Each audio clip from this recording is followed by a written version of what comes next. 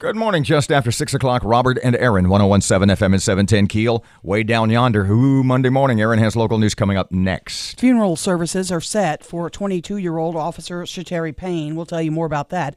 Grover Cannon, accused in killing another police officer, set to go on trial today. And a local state representative wants a bigger job. A review of Friday morning's show on the road at Bossier Civic Center.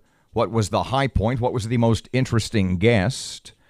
And I cleaned my kitchen last night, which is I really neighbors are happy. Need some super fund money. Fletcher has sports, traffic, and weather. It's all coming up this hour, and it's right here on KEEL.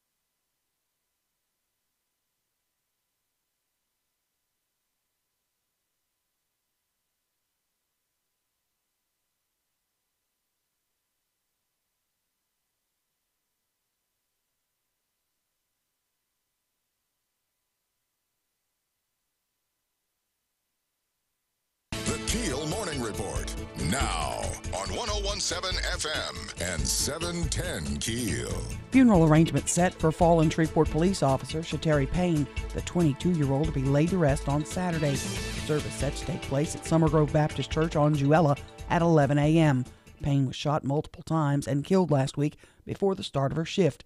At this time, Shreveport police and multiple other law enforcement agencies remain on the hunt for the gunman.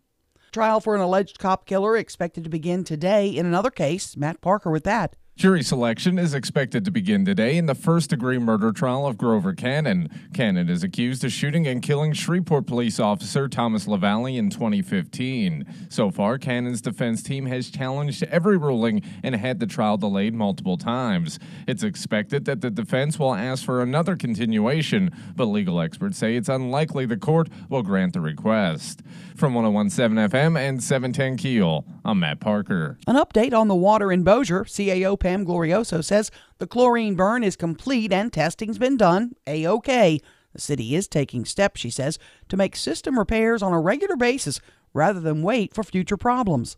We're trying to get ahead so we don't get a federal consent decree saying you've got to do anything. We want to say, hey, we've done this. We're ready for the growth that we know sort of happened in South Bossier and North Bossier. Mayor Lo Walker tells KEEL News the city's been systematically replacing the distribution lines over the past 30 years. State Representative Alan Seabaugh withdraws his name from consideration for a federal judgeship and will instead run for re-election and Speaker of the House. Seabaugh says with the state of Louisiana politics, his role in the House as a conservative leader is more important than ever. A Rockefeller Institute study shows Louisiana gets $1.52 in federal money for every tax dollar we send to D.C. Director Laura Schultz says the Pelican State as a whole doesn't pay a lot in federal taxes compared to other states because of the high percentage of low-wage earners. Louisiana ranks 42nd in the amount of taxes paid to the federal government. Kentucky gets the most of any state, getting $2.35 for every dollar sent. Louisiana breweries might have fewer seasonal offerings this spring because of the partial shutdown of the federal government. The agency responsible for approving licenses for new breweries is among those with shuttered operations. Meantime, Republican South Carolina Senator Lindsey Graham encourages the president to reopen the government for several weeks to continue negotiating with Democrats over the border wall that Trump wants to build. Kansas City guard Jeff Allen got stuck in the snow headed to the playoff game this weekend when a guy named Dave rescued him. Allen posted on Facebook that he wanted to find Dave to give him tickets to this weekend's game. He found him. Turns out Dave is a homeless guy who lives in his car and just likes to help people. Meantime, New Orleans will play host to the LA Rams for the NFC Championship title this weekend. The AFC features New England visiting Kansas City. I'm Erin McCarty from 101.7 FM and 710 KEEL.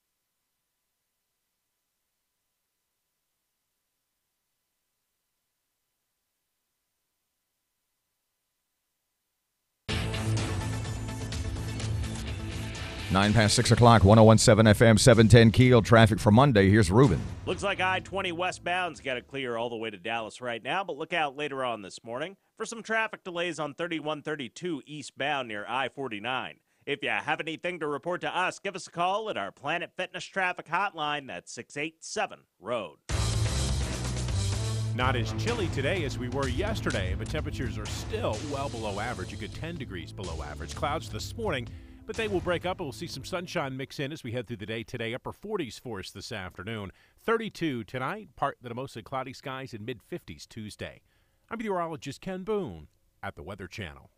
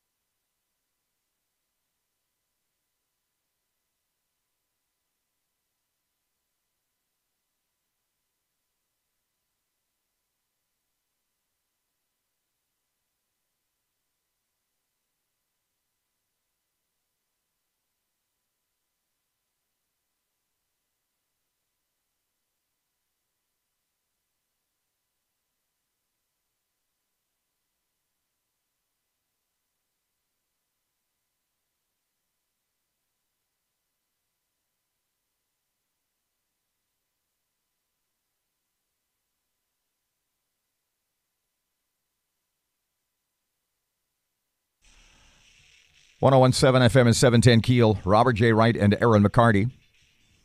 That Keel app is a free download from Office Furniture Source. See what happens when you go to bed early. See what happens when you go to bed on time. You can barely talk. Yeah, that's right. The best course of action if you want to have the best radio show. If you want to have the best radio show on Monday. Just drink late Sunday. Go to bed Sunday night about 2 a.m. Yeah. You'll be fine Monday. Tuesday, you're doomed. Right.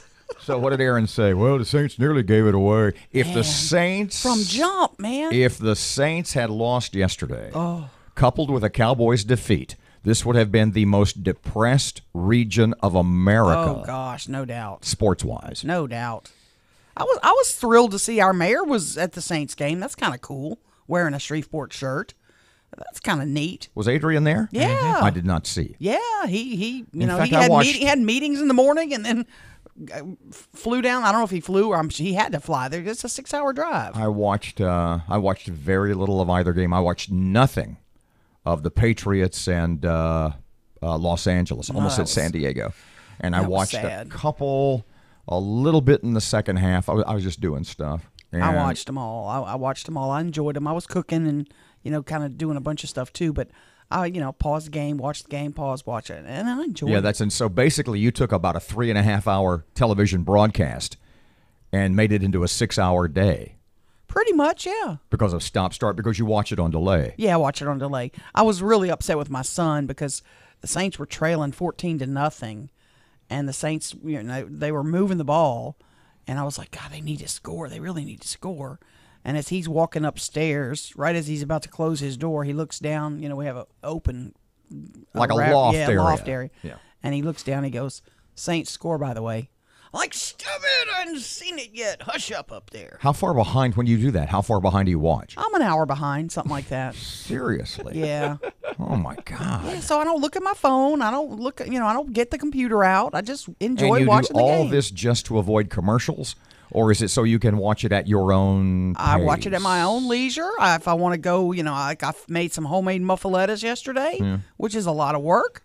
So I was going in there and I was putting all the salamis and pepperonis where they needed to be. Right. And the Greek olive mix, I was getting them all nice and juicy. Or Italian olive mix, as the case may be. But no, I use Greek olive mix. I like it better. I'm not sure that qualifies it as a muffaletta then. You wait till you eat my muffaletta. No, I'm sorry. You're not bringing food in anymore. I got what? Chicken? Speaking of food, I cleaned my kitchen yesterday. I know. I'm amazed. And I literally found a box of stovetop stuffing in the cabinet, in the cabinet, that had an expiration date of April 2012.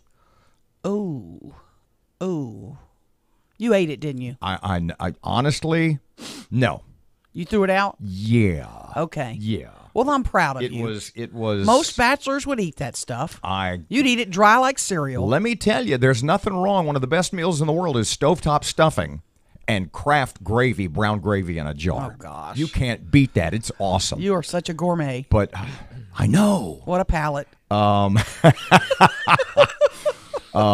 So no, I threw away a whole lot of stuff last man. night, and it was just I started. The only time I really ever clean is if I start cleaning by accident. Oh, because you spilled something and you got to clean it. One thing leads to another and what should be like a 2 or 3 minute cleanup ends up being about 6 hours. Oh gosh. Speaking of, have you been way down the hall to the main business office? Not today yet. Today looks good. Well, no. Well, it looks fine. It's more to it than that. So it's Rebecca, who's our office manager, and Brooke, who is a bookkeeper, assistant office manager, the get stuff lady, assistant HR. The point being, and if you go far down the hall, you know what I'm talking about, don't you? I do. As you probably know, that we don't have a lot of rules in this building. We don't have a lot of company rules. No, we don't. But one of the rules is no candles. So no, like Yankee candles, right. No scented candles. Worried because about what the happened burn a the couple of place times, down. people left them lit when they left, Yeah. and we had like candles burning all weekend. So we're not allowed to have those. So in different areas of the building, certain employees, in this case Rebecca and Brooke, are looking for Yankee candles, scented candle alternatives. Ooh. So I walk into Brooke's office on Friday, and she's standing on a chair. Let me jump ahead, because when I was critical of this maneuver, she said, "Oh no, lots of people are doing this." I said, "I guarantee you they're not." So when I tell you what it is she did, if anybody else does this at home or office, I want to know, because I think she was lying. Okay, so I walk into the office. She's standing on a chair. Oh, God help her. And she has like the heat vent tilted down, like the one that's right above you. Oh, my God. Because, it'll lower down and then you tilt it toward you. Yeah. And in an attempt to brighten, to improve the scent of the office, she, promise you this is true, she put a urinal cake. No, she did not. Swear. She set a urinal cake on the inside of the heating vent and lifted it back up. So basically, oh, man. On Friday from about 11 o'clock on, her office was filled with the scent, because the heat was on. Yeah. Her office was filled with the scent of, it burns my eyes just to say, it was filled with the scent of hot urinal cake. Oh, man. And it was horrible. Oh, God. And people would walk in there and they would go, "God, that's awful. What is that?" And she would say, "I put a urinal cake up in the heating vent." And their eyes, they were tearing. Poor Adams went down there. Oh, and God. You went in there, right? No, I didn't have to. I could smell it from the front desk. That was good enough for me. And she was defending it. She says, "No, I know a lot of women in a lot of offices." I said, "First of all, a lot of women don't have access to urinal cakes because they don't do the company buying. They're not the purchasing agent that you are." And I said, "How long do you expect this to last?" She goes, "I don't know, a few days." I said, "Well, until it catches fire or melts, you're going to have drippy hot urinal cake." It's horrible. And if you go down there to the other side of the coffee bar, it's horrible. You can still smell it? Oh, yeah. It's not going away for a while. It's gross. What does urinal cake smell like? I beg your pardon? What does urinal cake smell Go like? in the men's room. Nobody's in there. Oh, God. Well, you don't want to go in the men's room There's right too now. many diseases in there. Like a leper colony without a toilet seat. Not interested. What was the best part? What to you was the best part of the show at Bossier Civic Center at the Home Products Show on Friday? God, there was so much. Let me tell you this. Much. I've said this before. I've said on numerous occasions that Paul McCartney is the best 75 or so 84-year-old best-looking man in the world. Yeah. Mayor Lo Walker of Bossier City Yeah. is the best-looking 85-year-old man in the world. He is amazing. I'm telling you. He really is amazing. He looks 20 or 25 years younger. He's incredible. Yeah, look like James Bond Still on Friday. getting out and about, still in charge, still, I mean, he is, it's amazing. But the best part of the show was he and Bossier City CAO, Chief Administrative Officer Pam Glorioso, talking about the axe throwing bar. Oh, and yeah. I said, okay, so we're going to throw axes. They go, yeah. And we got beer. They went, yeah. I said, who gave the thumb up to that? Who gave the okay? And Lowe pauses a sec. Mr. Lowe pauses, and he goes, City Council. But we had an awesome day, and we just want to thank everybody again.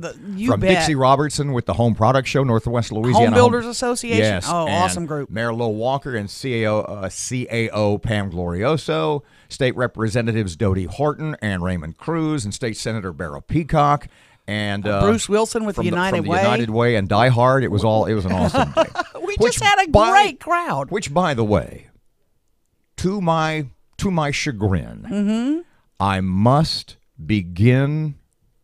I must admit that perhaps, at least I must begin to consider the possibility that Die Hard is not a Christmas movie. Thank you. It was on last night. It's not a Christmas movie. You know what they don't show in the middle of January? A Christmas story. Christmas movies. They don't show Christmas. They don't show It's a Wonderful Life. No, they don't. They don't show Christmas movies. No. Die Hard was on last night. Yeah, thank you. And I apologize. 19 past 6 o'clock, 101.7 FM, 710 Keel. Anything new in the Shateri Payne murder case? I had seen, I know I'm late getting to traffic. I apologize. I had seen all over social media. There's a rumor that an arrest has been made. We'll fill you guys in a couple of seconds. In the meantime, here's Ruben. Looks like I-20 westbound's got it clear all the way to Dallas right now, but look out later on this morning for some traffic delays on 3132 eastbound near I-49. If you have anything to report to us, give us a call at our Planet Fitness traffic hotline. That's 687-ROAD. Not as chilly today as we were yesterday, but temperatures are still well below average, a good 10 degrees below average. Clouds this morning, but they will break up. We'll see some sunshine mix in as we head through the day today. Upper 40s for us this afternoon. 32 tonight, part of the mostly cloudy skies, and mid-50s Tuesday. I'm meteorologist Ken Boone at the Weather Channel.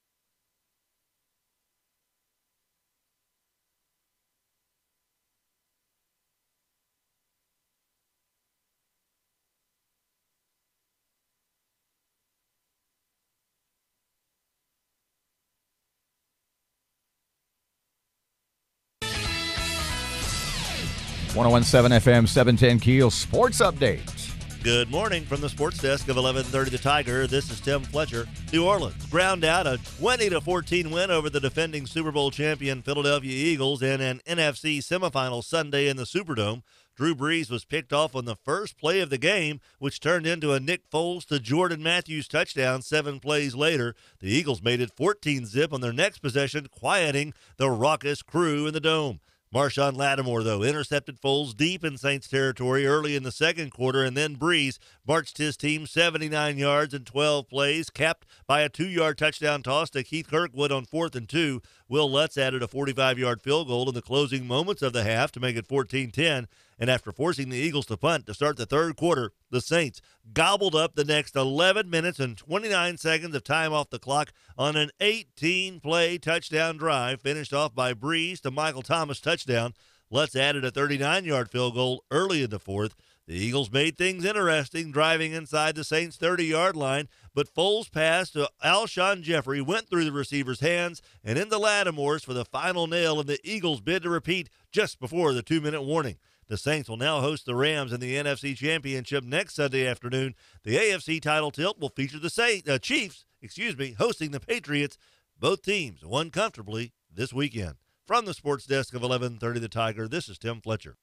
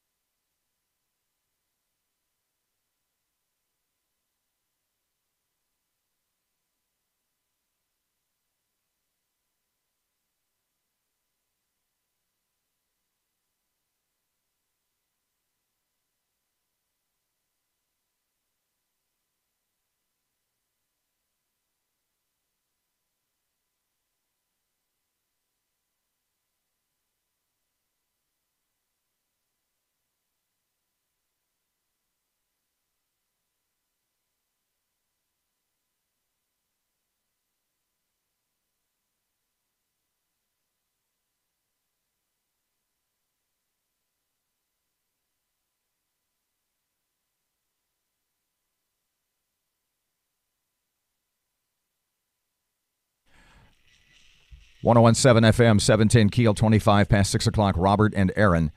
I spoke with 3 over the last, I guess since midday Friday. I have spoken with 3 Shreveport police officers. And all 3 say that this is as closed and information limited, even within the department, as any investigation they can recall. You know, and I kind of like that. I'm talking about the Shateri Payne investigation. Yeah, I kind of agree with that. I did find out she was 22 years old. Phew. Because I emailed the chief and all Friday. Have they released any names of suspects? Is it because there are rumors floating around, but I am certainly not going to mention anyone's name and say that they are being sought by police if that would at some point turn out to not be true. We don't know, what they want out there. It's the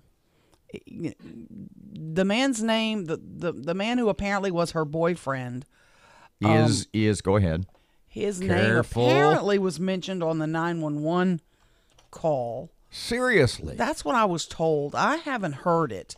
But that's what I was told about where where he may have fled to. Now, there was some clarification. There was clarification on, and correct me if I'm wrong, I think you told me this, or Matt on Friday, the number of times she was shot was... Yes, I got this from the coroner's office on Friday. Let me just read this to you. Because so when you say the coroner's office, do you mean directly from Mr. Todd or from somebody else? Directly from Mr. Todd. Okay. This was directly sent to me, and... She was not shot at least 4 times. She was only shot 3 times. 2 non-fatal and 1 fatal. Now, the stories, the rumors, if you will, that have been just sort of bandied about that her body was found outside. Is that true?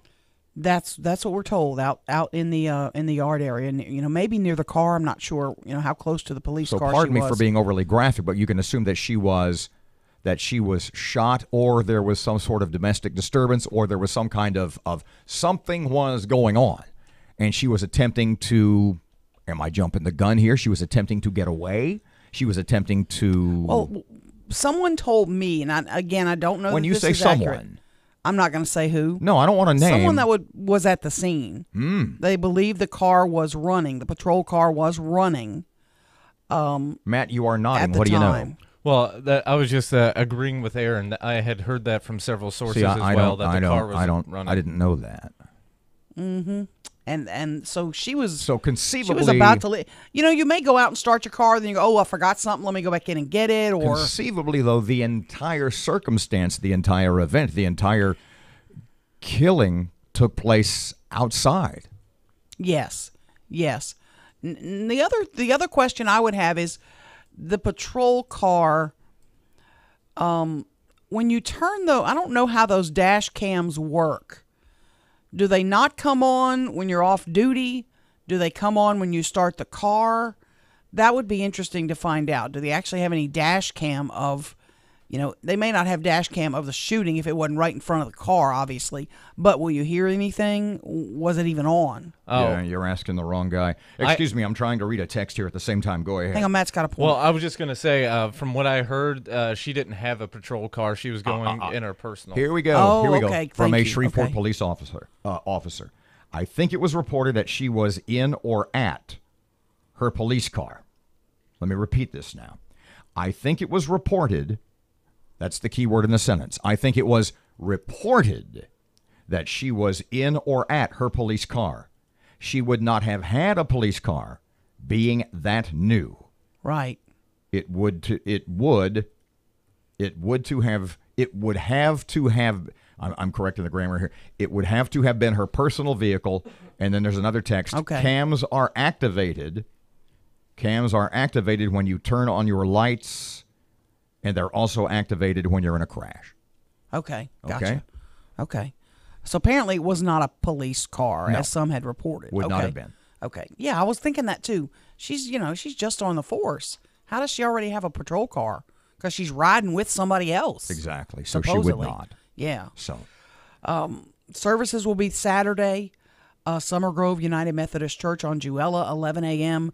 Visitation is going to be the Friday evening before at the funeral home. I'm just 22 years old, man. Think about that. That's a baby. 29 past 6 o'clock, 101.7 FM, 710 Keel. Erin has local news up next. Traffic now. Here's Ruben. Looks like I-20 westbound's got to clear all the way to Dallas right now, but look out later on this morning for some traffic delays on 3132 eastbound near I-49.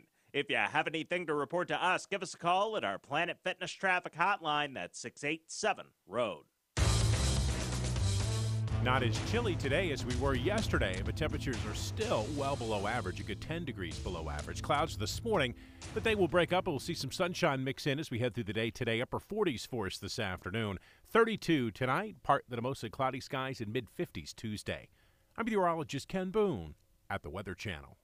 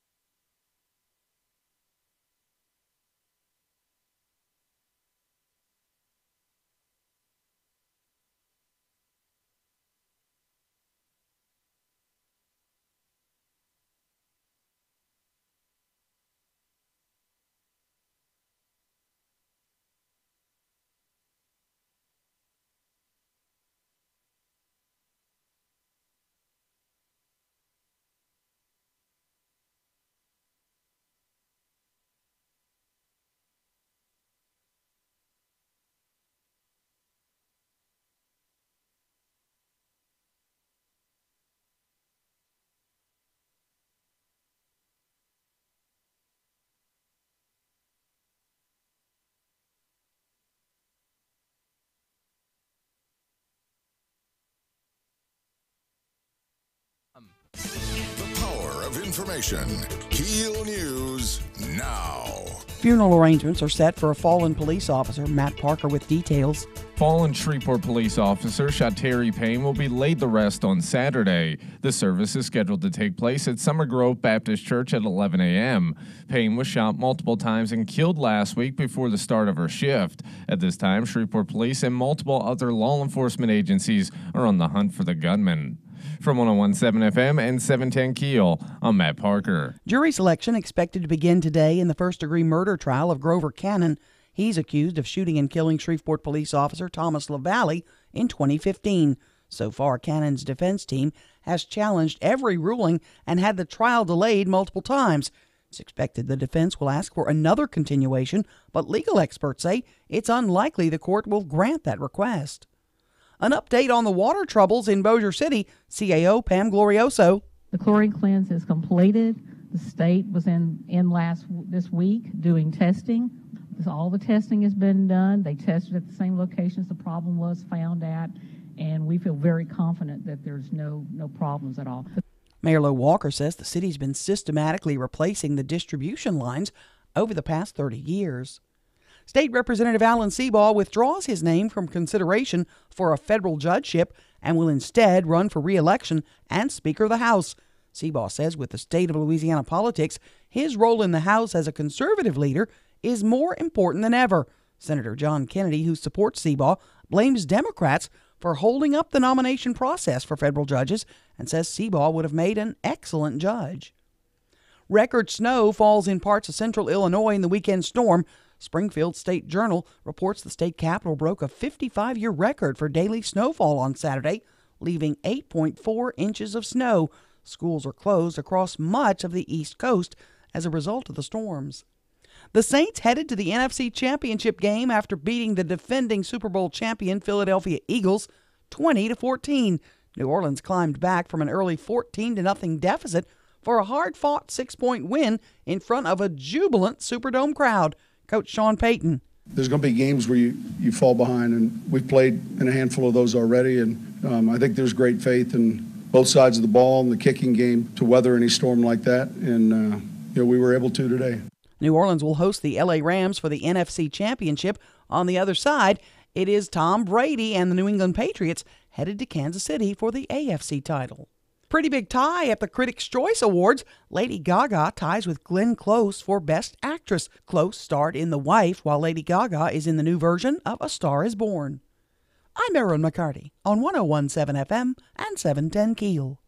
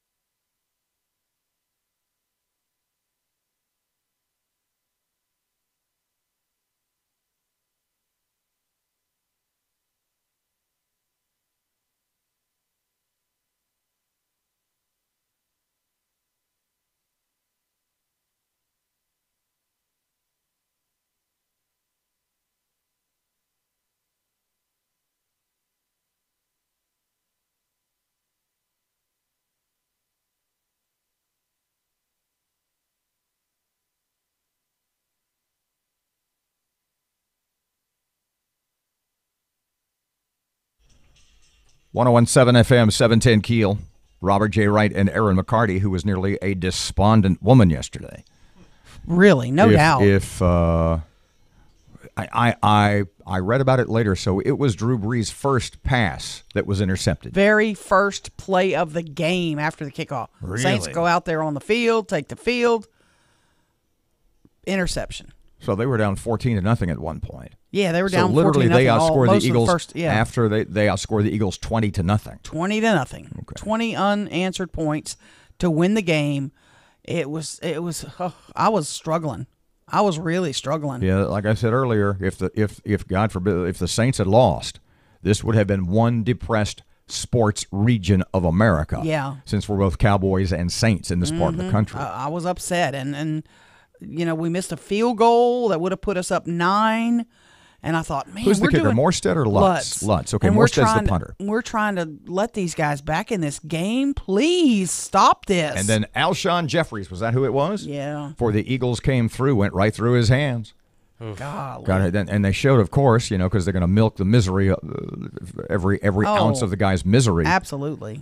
He's on the side. You can see him biting his lip. Oh, he's crying. What did you say the other day? You said when like you're in the movies or something like that, and it's a really emotional scene, and you don't want people to see you crying. I stabbed myself with my fingernails. That's basically he He was chewing his lip to maintain some semblance of emotional control. What are we preparing for with the Rams? I'm not real familiar with. I mean, what are we looking at, Matt? Are they? They're basically Kansas City on the West Coast. Kansas City's awesome.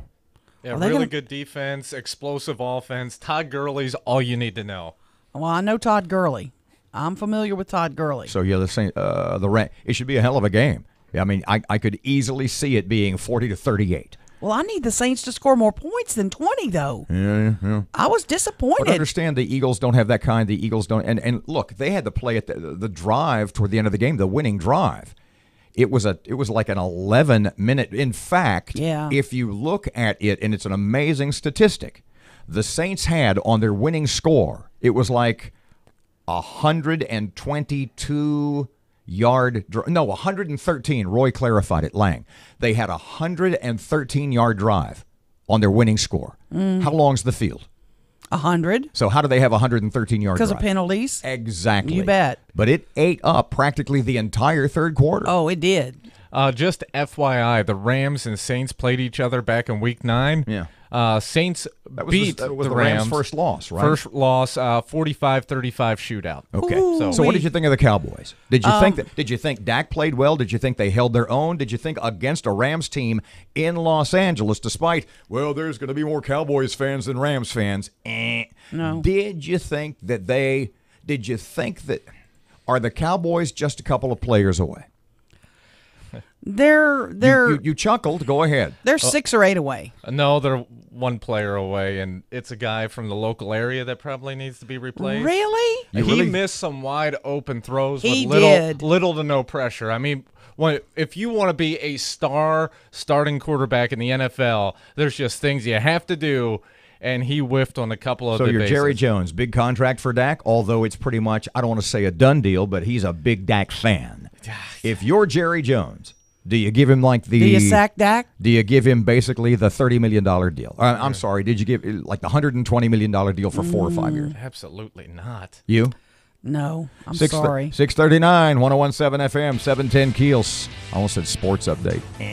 Done that twice now. I got to quit. Traffic update. Here's Ruben. Looks like I-20 westbound's got it clear all the way to Dallas right now, but look out later on this morning for some traffic delays on 3132 eastbound near I-49.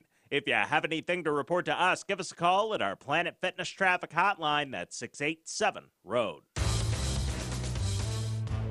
Not as chilly today as we were yesterday, but temperatures are still well below average. A good 10 degrees below average. Clouds this morning, but they will break up and we'll see some sunshine mix in as we head through the day today. Upper 40s for us this afternoon. 32 tonight, partly to mostly cloudy skies, and mid-50s Tuesday. I'm meteorologist Ken Boone at the Weather Channel.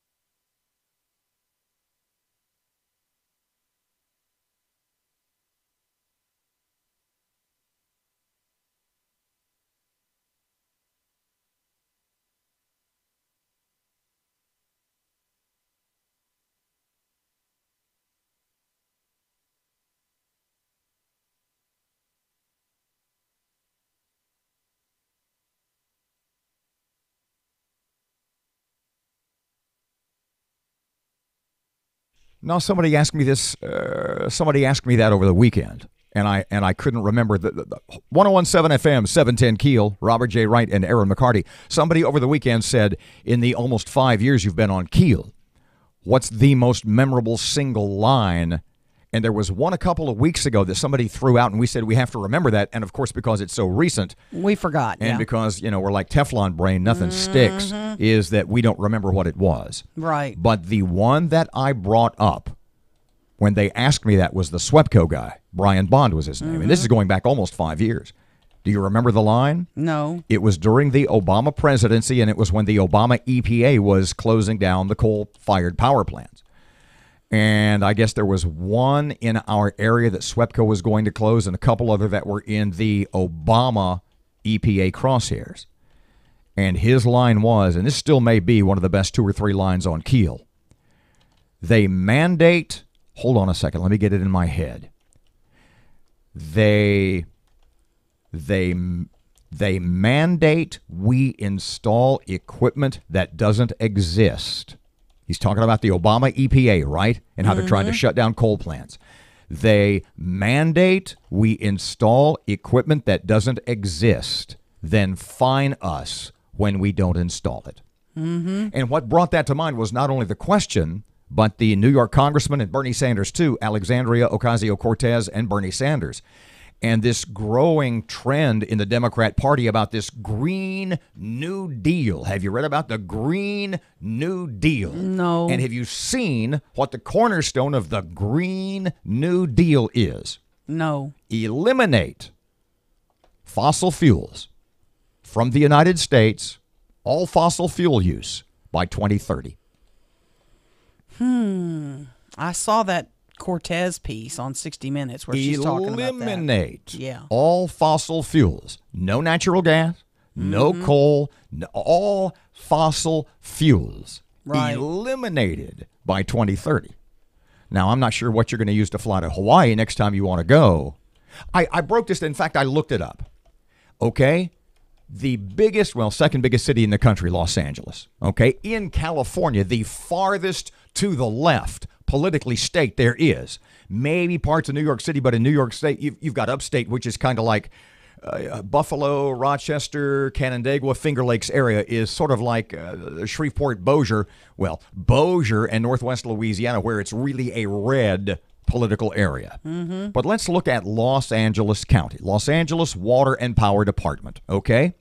So imagine the ramifications if all of a sudden the Democrats who have the House of Representatives, let's say, God forbid, they take control of the Senate and win the White House, and they're able to push through just like they did with Obamacare. How'd that work out, Dems?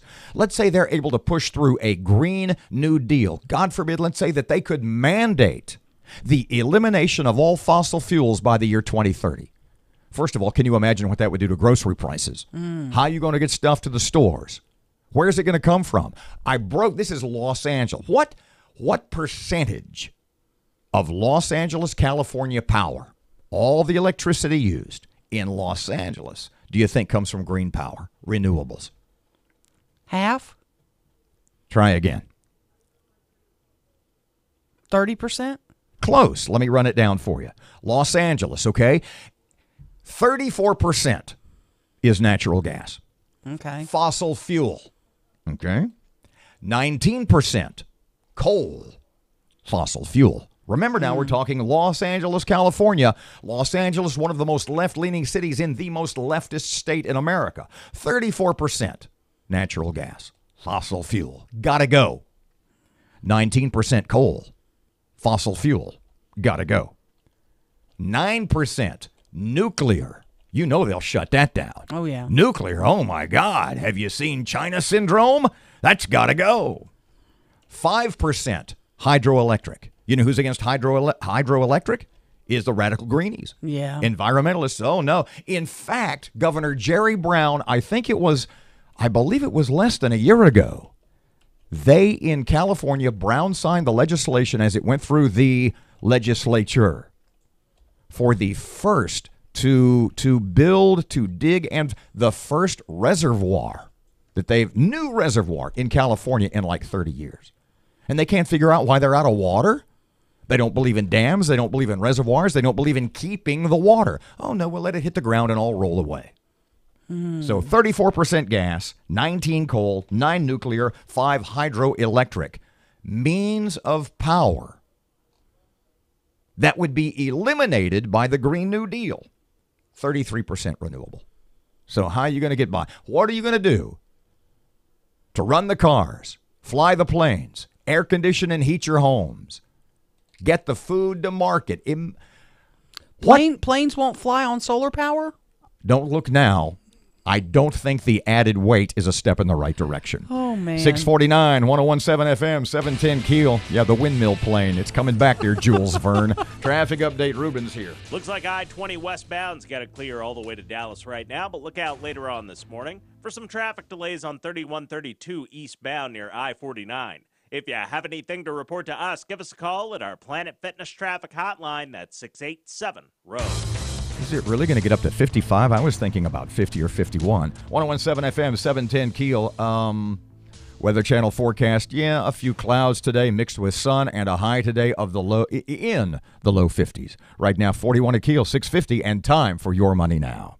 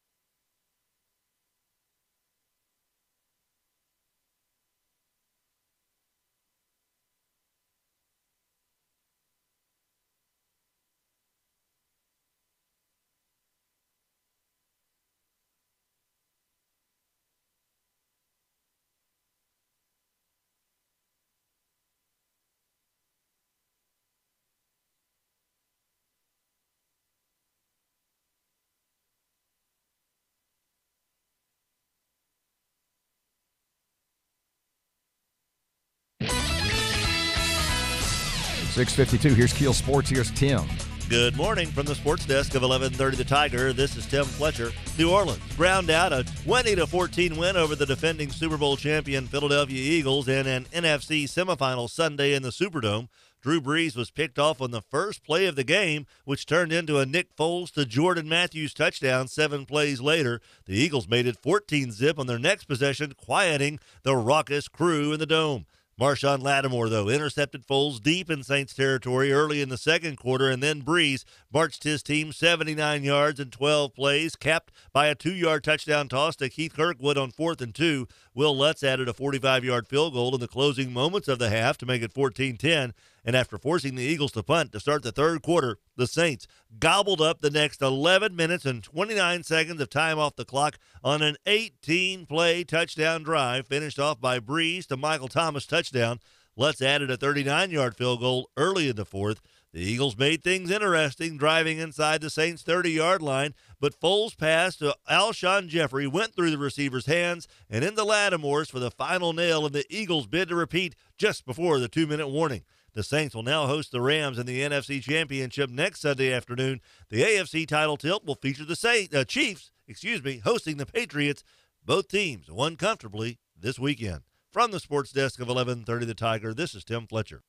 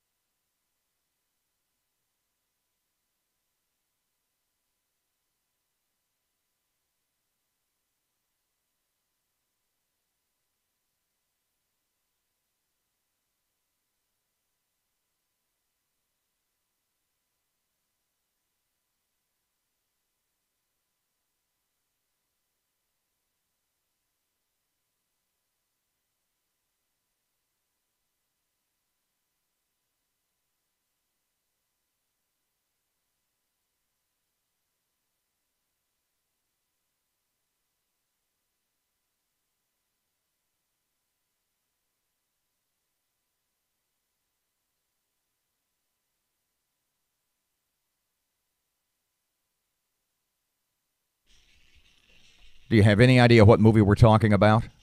No clue. 101.7 FM, 710 Keel. Robert J. Wright and Erin McCarty Beach Boys going to be at, I guess, Municipal, right? Yeah, we have some tickets to give away, by the way. What's the date on that? Do you know off the top of your head? Ooh. Later this month. Just say that. Yeah, It'll be yeah. fun. There was a movie from 2014. Matt looked it up, and I couldn't think of the name. And it's about basically not necessarily the Beach Boys, well, circuitously, but specifically Brian Wilson of the Beach Boys. Mm-hmm. And it's called Love and Mercy. Love and Mercy, and actor Paul Dano. It's basically like in much the same way that a Nicholas Sparks movie or so many Nicholas Sparks novels, they're sort of parallel stories in different times. Mm-hmm. Love and Mercy, the Brian Wilson sort of biopic, is kind of like that, where actor Paul Dano plays a young Brian Wilson, and John Cusack, you know who that is. You bet. Plays an older Brian Wilson. And it's just sort of his unraveling, if you will, and then how he puts his life back together as an older guy. So, and it's pretty good. I saw it was on Indie Channel or whatever it is, Sundance or something like that a couple of years ago. Man. And it's awesome. I'll have to watch it. It's not a happy movie. It's no.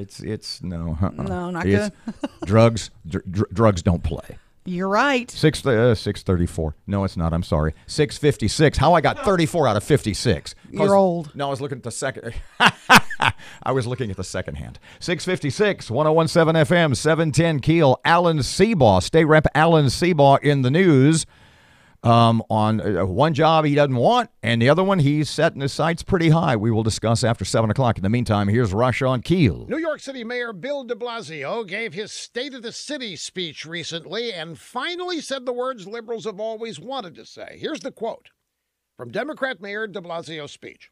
Brothers and sisters, there's plenty of money in the world, plenty of money in this city. It's just in the wrong hands.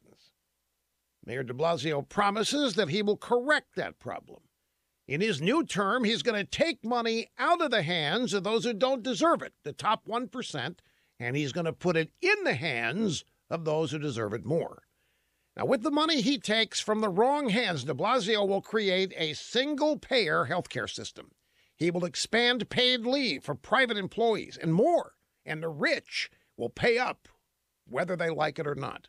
All New Yorkers of means ought to be packing their bags right about now. You have been targeted as scapegoats, and your elected progressives will not stop until they destroy you, because you don't deserve what you have. You haven't worked hard for it. You've probably stolen it or gotten it by some other means, and they're coming for it, and they're making no bones about it. It is not yours.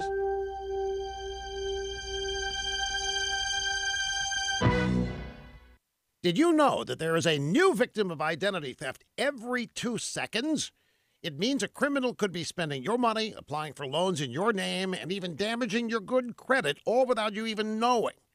And it's a good thing there's LifeLock identity theft protection. LifeLock uses proprietary technology to detect and alert you to a wide range of identity threats, like your social security number for sale on the dark web. And if you do have an issue involving identity theft, one of LifeLock's identity restoration specialists is going to work with you to fix it. Now, no one can prevent all identity theft or monitor all transactions at all businesses, but with LifeLock, you get identity theft protection and additional features to help protect your devices against cyber threats for as low as $9.99 a month. So visit LifeLock.com now. Use promo code RUSH. Save an extra 10% off your first year. That's LifeLock.com. And don't forget the name RUSH as the promo code. Looks like I-20 westbound's got to clear all the way to Dallas right now, but look out later on this morning for some traffic delays on 3132 eastbound near I-49. If you have anything to report to us, give us a call at our Planet Fitness traffic hotline. That's 687-ROAD. Not as chilly today as we were yesterday, but temperatures are still well below average, a good 10 degrees below average. Clouds this morning, but they will break up and we'll see some sunshine mix in as we head through the day today. Upper 40s for us this afternoon. 32 tonight, partly to mostly cloudy skies, and mid-50s Tuesday. I'm meteorologist Ken Boone at the Weather Channel. Breaking news and trending talk. KEEL, 710 AM and K269GO, 1017 FM, Shreveport.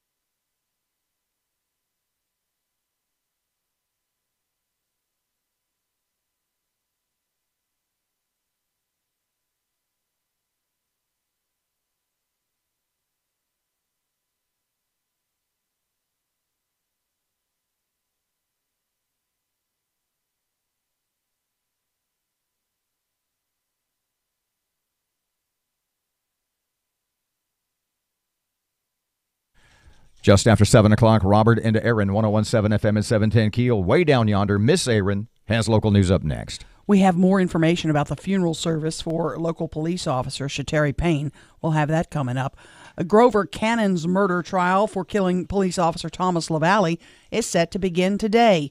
And an update on the water in Bossier. Speaking of the Shateri Payne murder investigation, what are local police officers, what are local investigators saying about the status of that case? It ain't much, but we got a little bit. We'll talk about that first. And Alan Seabaugh, state representative now and forever. Alan Seabaugh in the news. What you pointing at, kid? I'm working on getting Alan to join us here shortly. See if you will. Plus Fletcher in sports and traffic and weather. It's all coming up this hour, and it's right here on KEEL.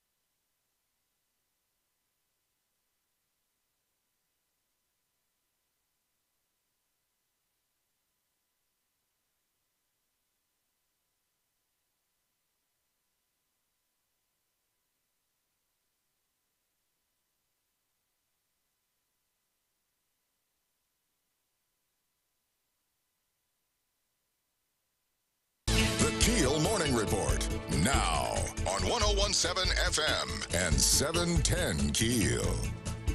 Funeral arrangements set for fallen Shreveport police officer Shateri Payne, the 22-year-old, to be laid to rest on Saturday. Service set to take place at Summer Grove Baptist Church on Juella at 11 a.m. Payne was shot multiple times and killed last week before the start of her shift. At this time, Shreveport police and multiple other law enforcement agencies remain on the hunt for the gunman. Jury selection expected to begin today in the first-degree murder trial of Grover Cannon. He's accused of shooting and killing Shreveport police officer Thomas LaValle in 2015. So far, Cannon's defense team has challenged every ruling and had the trial delayed multiple times. It's expected the defense will ask for another continuation, but legal experts say it's unlikely the court will grant that request.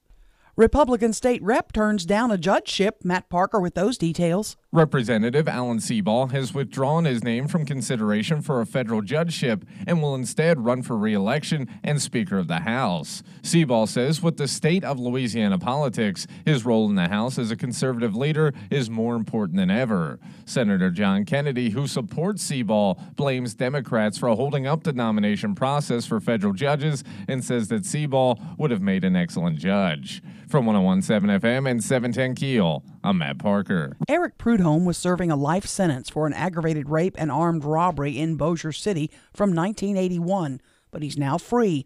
Innocence Project New Orleans director G. Park says Prudhomme gained his freedom by pleading no contest to robbery with credit for time served. We knew that going through the legal system would take several more years. A DNA test of bed linens and the victim's nightgown led to the court deciding his original conviction and sentence should be vacated. An update on the water in Bossier. CAO Pam Glorioso says the chlorine burn is complete and the state has done testing, which is clear.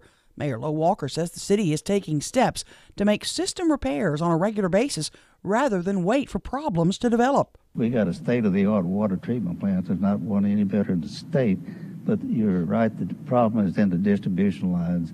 And we've been systematically replacing those for over 3 decades. The mayor says this proactive approach is an effort to keep the feds from stepping in and mandating improvements. Congress returns to Washington for its first full week of legislative business since control of the House reverted to Democrats. But lawmakers will face the same lingering question: when will the partial government shutdown end?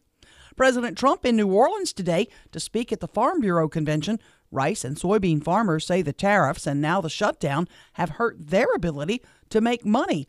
Political analyst Bernie Pincinat says despite the tariff issues, he expects the crowd to welcome the president. Farmers love him. Middle America, the heartland of America, all voted for Donald Trump overwhelmingly. So speaking to the farmers is smart. He's probably going to go in there and talk about the tariffs because the tariffs are hurting some farmers. This is Trump's first visit to New Orleans since a 2016 campaign stop.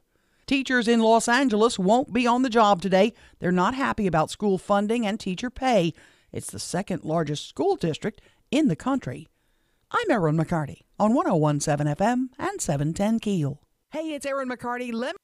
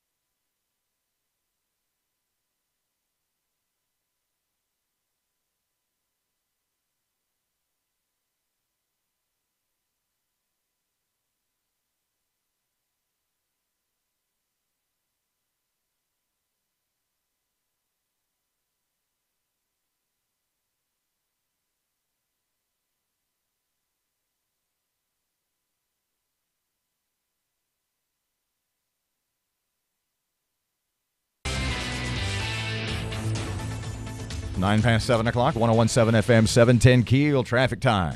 The intersection at Line Avenue and East 70th Street's dealing with some slow-moving traffic right now. And we have some traffic delays on Shed Road near Swan Lake Road in Bossier City. If you have anything to report to us, give us a call at our Planet Fitness traffic hotline. That's 687-ROAD.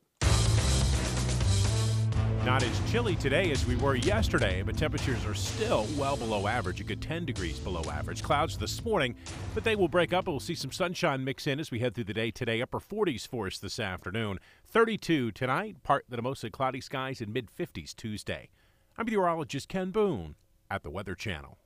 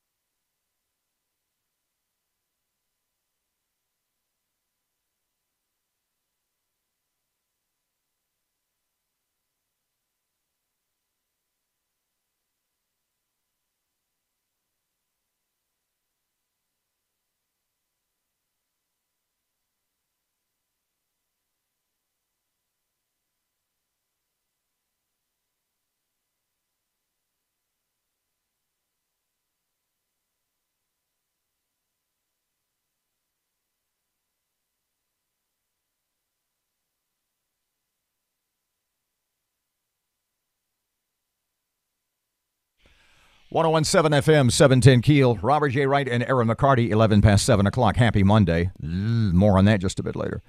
Did you wander down the hall yet? We'll talk about it a little bit later. I didn't smell it. Really? No, I didn't smell it. There's a scent in the other end of the building, and I don't want to get into the whole story, but it was a tragic strategic error by women in our bookkeeping and office management staff. Yeah. By the way, you might have missed something Friday, and I know I'm throwing you right off your track. That's all right. When Barrow Peacock was with us Friday morning, Senator Barrow Peacock, right, at the Bossier Civic Center. Gotcha. You might have missed what the Bossier School Board did Thursday night. They voted to let Bossier voters decide the teacher pay issue. We're going to have to delve more into this with Scott, because Scott Smith, superintendent, because apparently the Bossier School Board voted to put some sort of teacher pay increase on the ballot. Right. And whether it's a property tax increase, which I would assume it would be, or some sort of sales tax increase, which Bossier shouldn't do that. Bad plan. Well, it depends. Peacock told us he's for teacher pay increases, but it really should be up to the local school systems. What have I said all along? Not to pat myself on the back. What have I said about government for a million years? The best government is local government. Mm-hmm. How many times have I said, what does Texas do? We do. In fact, I brought that up this weekend when I was over in Texas, in Tyler. What does Texas do? We don't, meaning Louisiana. What does Texas do? We don't. We ought to start. What do we do? Texas doesn't. We should quit. Mm-hmm. And the biggest difference between Louisiana and Texas is a local-centric, county-centric government. Louisiana is Baton Rouge powered. Right. I mean, you've got, assuming for the moment, okay, try not to roll your eyes, assuming for the moment that Louisiana state government is completely honest, completely principled, and you okay down there? I'm all right. Heimlich maneuver here. Starting to turn blue on me. Let's assume for the moment that that state government in Baton Rouge at every level is honest, has you okay down there? I'll be all right. Has the best interests of its citizens at heart. The point I'm making is it's so big, it has to be inefficient.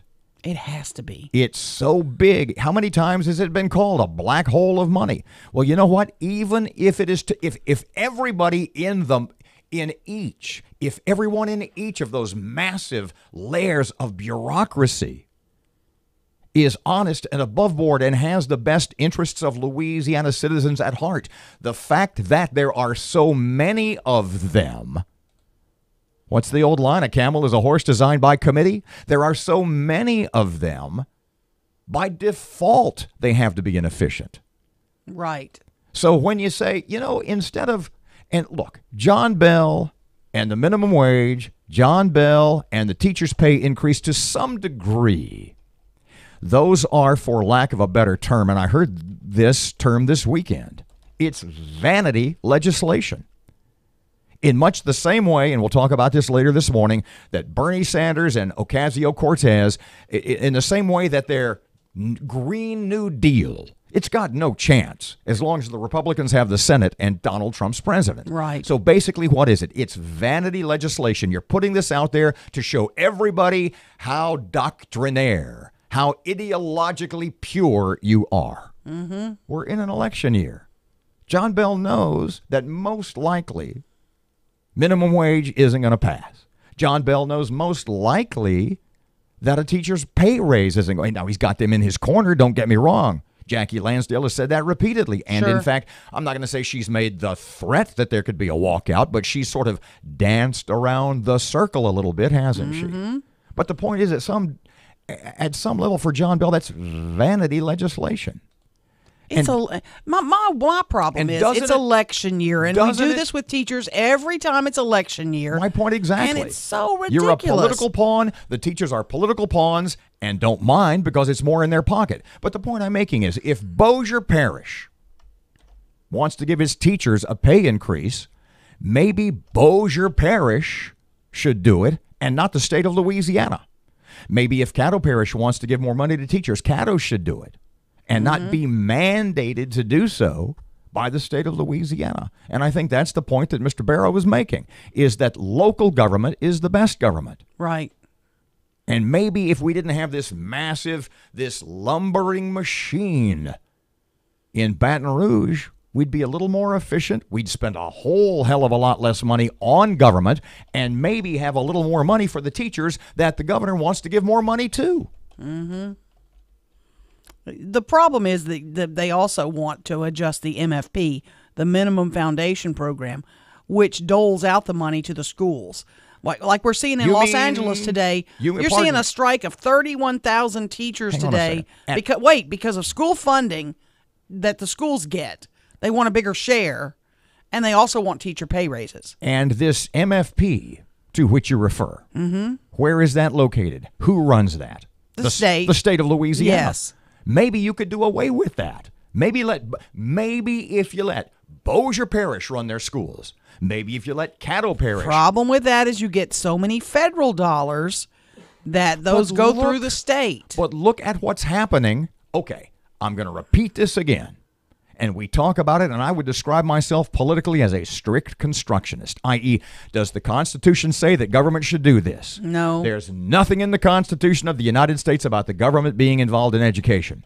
There's nothing in the United States Constitution about the government being involved in health care. No. And the only thing in the Constitution there is about the government being involved with guns and or gun control is that they should stay the hell out. Mm-hmm. Okay, we'll go to break. Still have to talk about Alan Seabaugh and his well, if you don't know, he was up for a federal judgeship. Yes. According to stories, published stories, he has withdrawn his name from nomination. Well, he told me that. And I kept it quiet at his request. To run for re-election. He's planning to run for re-election to his seat. There was rumors he was going to run for the Senate. He said, nope, I'm running for re-election, and I'm running for House Speaker. Talk about that next. 101.7 FM. Do you want to hold off on that in case he gets back to us? Let's wait and see if he gets back. Yeah, he should be. I'm going to call him now and wake him up. I have no shame. This is so unusual for you. Who are you to call these people you barely know before the crack of dawn? Yeah. 19 past 7 o'clock, 101.7 FM, 710 KEEL. Here's Ruben. The intersection at Line Avenue and East 70th Street is dealing with some slow-moving traffic right now. And we have some traffic delays on Shed Road near Swan Lake Road in Bossier City. If you have anything to report to us, give us a call at our Planet Fitness Traffic Hotline. That's 687-ROAD. Not as chilly today as we were yesterday, but temperatures are still well below average, a good 10 degrees below average. Clouds this morning, but they will break up and we'll see some sunshine mix in as we head through the day today. Upper 40s for us this afternoon. 32 tonight, part of the mostly cloudy skies, and mid-50s Tuesday. I'm meteorologist Ken Boone at the Weather Channel.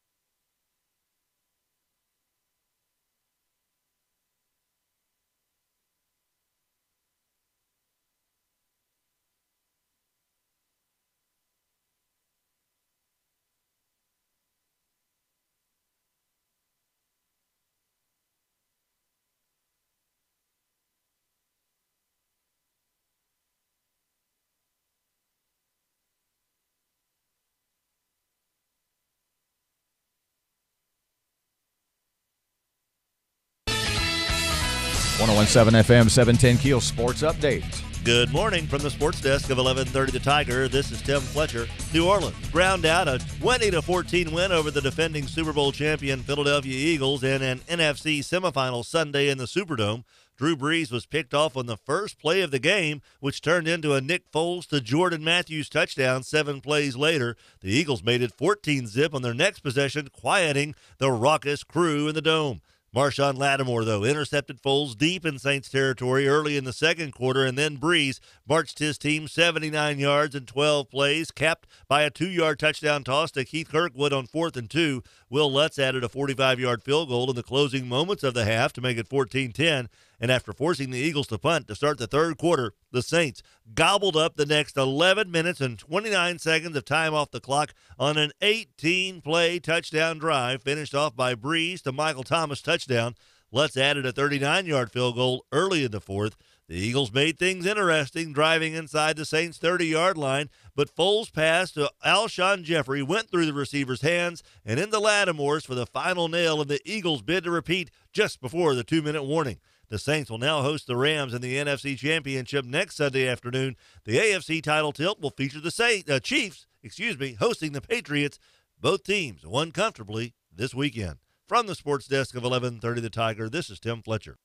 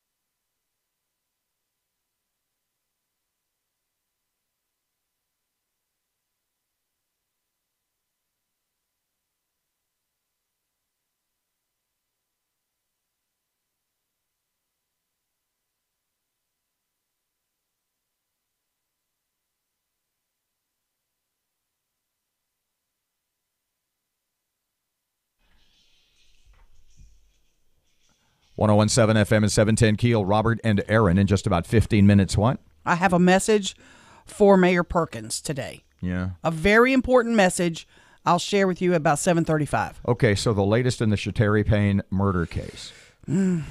She was the Shreveport police officer shot and killed last Wednesday night. Funeral arrangements have been set. Go ahead, I'm sorry. Funeral arrangements set. The service will be Saturday morning, 11 a.m., Summer Grove Baptist Church on Jewella.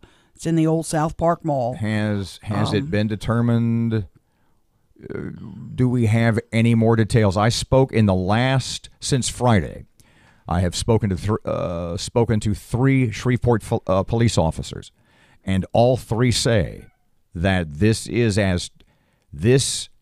the investigators in this case are as tight-lipped about this investigation as anything they've seen in a long time. Yeah, they're keeping everything really tight.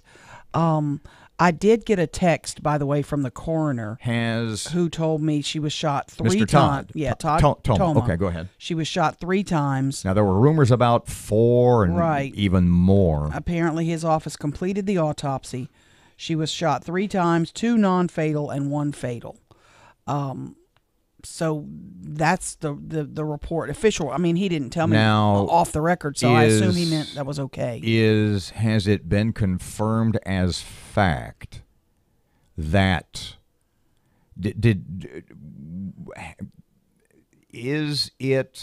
was it a domestic disturbance, to use that term? In other words, and here's the other question, did it start inside and end up outside? Don't know. Because there were reports. Has it been confirmed that her vehicle was running? By the way, it was not a police vehicle. There's been a couple of rumors that she hasn't been on the force long enough to have a Shreveport City police vehicle at her house. There were reports that the vehicle she was getting ready to leave in was running. I have not been able to confirm that. So I don't know indeed if that is true. That would lead me to believe she got in the car, started the car, got ready to leave, and then realized she had to go back in for something, or she forgot something. Or it started inside and ended up, he was chased outside. Could be, yeah. Who knows what the particulars are? I don't know. Lots of people have said that it is, domestic related. Now, no name of a suspect. There's a name being thrown around. But I'm not mentioning some guy's name when it might turn out to be that's not who they want. But there has been no name mentioned by police, by investigators to this point, has there? No. I mean, the name of the man that was apparently her boyfriend or fiance is out there. A lot of people know the name. But they've not named him officially as a suspect. I would assume, a lot of us thought by the end of this weekend we'd have him in custody. So I assume this week, I would not only Shreveport police, but U.S. Marshals are currently involved. Yeah, I would not be surprised if you get a bolo here in the next day or two, which is a be on the lookout, and they blanket his photo out there, and they blanket, Wait. We're 5 days into this. Why haven't they? Well, because they probably thought they would catch him on their own. And now that they have not, I assume, if they think he's the suspect, I mean, there may be other questions to be answered. But if they think that he is the suspect, I would be shocked if we don't get a bolo here quickly. And yet, to this point, they have not released the name of a suspect.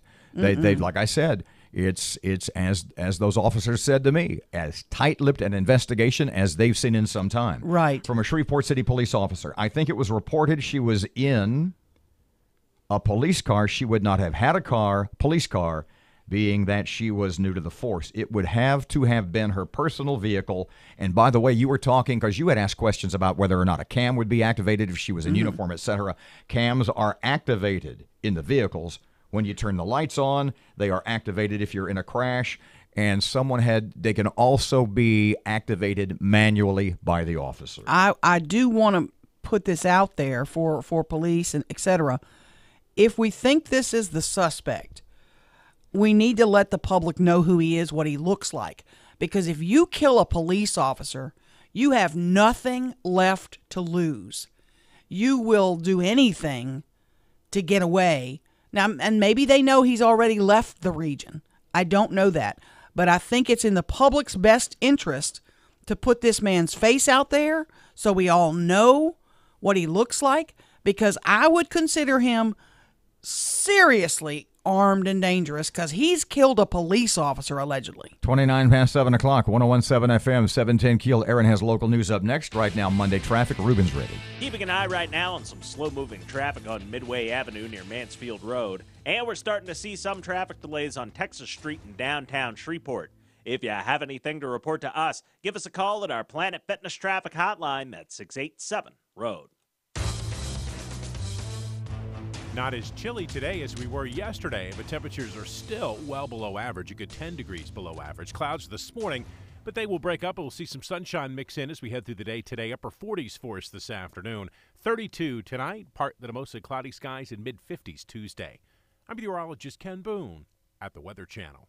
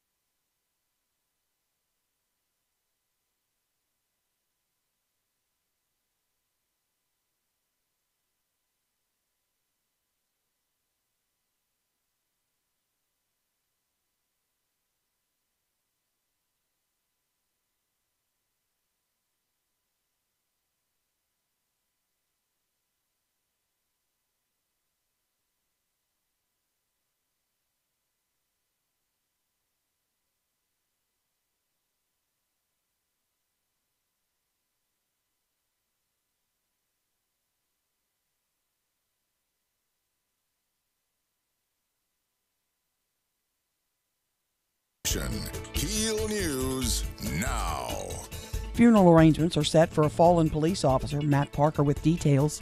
Fallen Shreveport police officer Terry Payne will be laid to rest on Saturday. The service is scheduled to take place at Summer Grove Baptist Church at 11 a.m. Payne was shot multiple times and killed last week before the start of her shift. At this time, Shreveport police and multiple other law enforcement agencies are on the hunt for the gunman. From 101.7 FM and 710 KEEL, I'm Matt Parker. Jury selection expected to begin today in the first-degree murder trial of Grover Cannon. He's accused of shooting and killing Shreveport police officer Thomas LaValle in 2015. So far, Cannon's defense team has challenged every ruling and had the trial delayed multiple times. It's expected the defense will ask for another continuation, but legal experts say it's unlikely the court will grant that request. An update on the water troubles in Bossier City. CAO Pam Glorioso. The chlorine cleanse is completed. The state was in this week doing testing. All the testing has been done. They tested at the same locations the problem was found at, and we feel very confident that there's no problems at all. Mayor Low Walker says the city's been systematically replacing the distribution lines over the past 30 years. State Representative Alan Seabaugh withdraws his name from consideration for a federal judgeship and will instead run for re-election and Speaker of the House.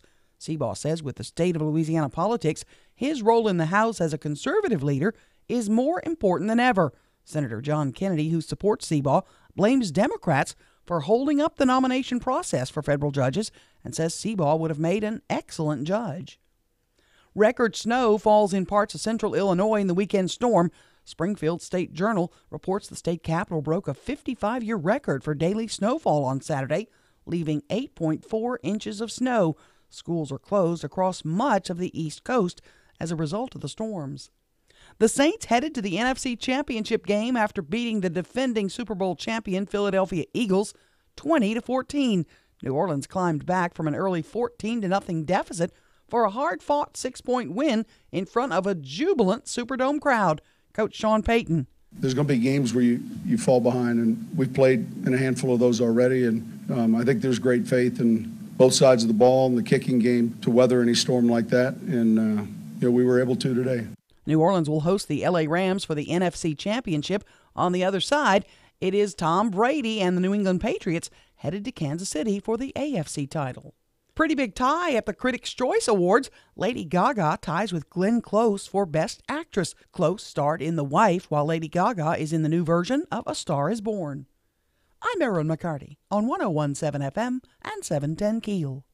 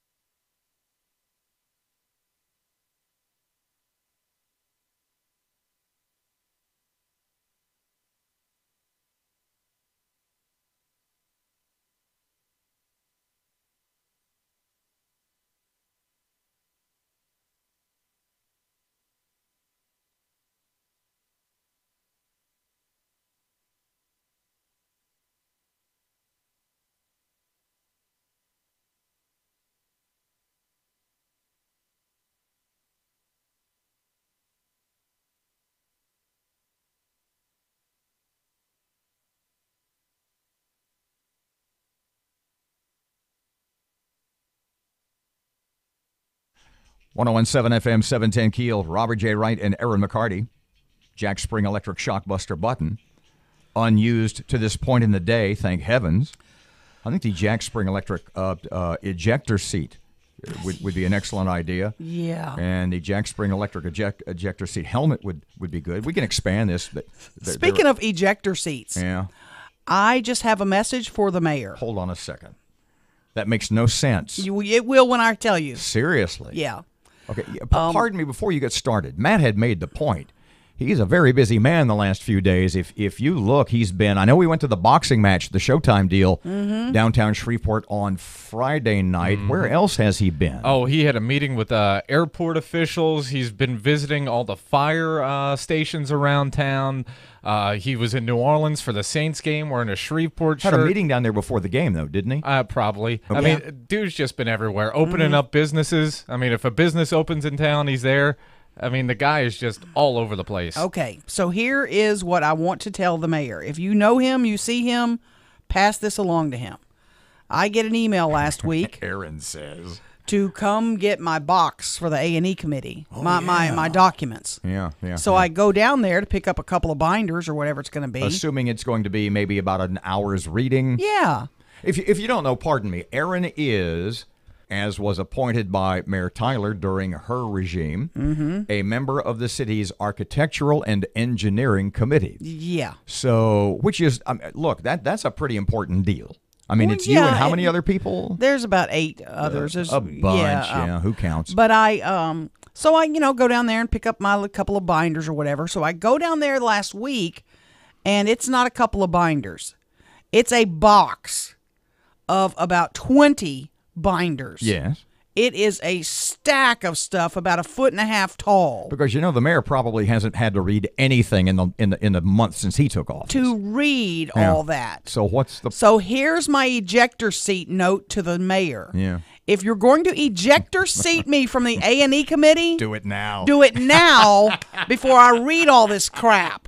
If I read all this crap and then get the ejector seat, be very upset. I will be really upset.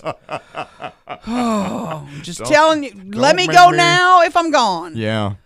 And I'll happily go away and I'll give the box to somebody else. That's right. If I read about sewer anymore, man, we've got those. I will be very upset. If I spend about 5 or 6 hours exactly reading the bureaucratic equivalent of War and Peace. Man, that's funny. It's exciting reading. Woohoo! When is the meeting? Meeting hasn't been set yet. I think they give us some time to read all this exciting, fiction. Or get fired. Yeah. Like about 6 months or 739, 101.7 FM, 710 KEEL. State Representative Alan Seabaugh joins us in just a couple of seconds. Not to be federal. Eject me. Not to be federal judge Alan Seabaugh. That's what he will explain. Traffic update. Ruben's here. The intersection at Greenwood Road and Hearn Avenue is dealing with some slow-moving traffic right now. And we have some traffic delays on Airline Drive just north of I-220 in Bossier City. If you have anything to report to us, give us a call at our Planet Fitness Traffic Hotline, 687-ROAD. Not as chilly today as we were yesterday, but temperatures are still well below average, a good 10 degrees below average. Clouds this morning, but they will break up and we'll see some sunshine mix in as we head through the day today. Upper 40s for us this afternoon. 32 tonight, partly to mostly cloudy skies, and mid-50s Tuesday. I'm meteorologist Ken Boone at the Weather Channel.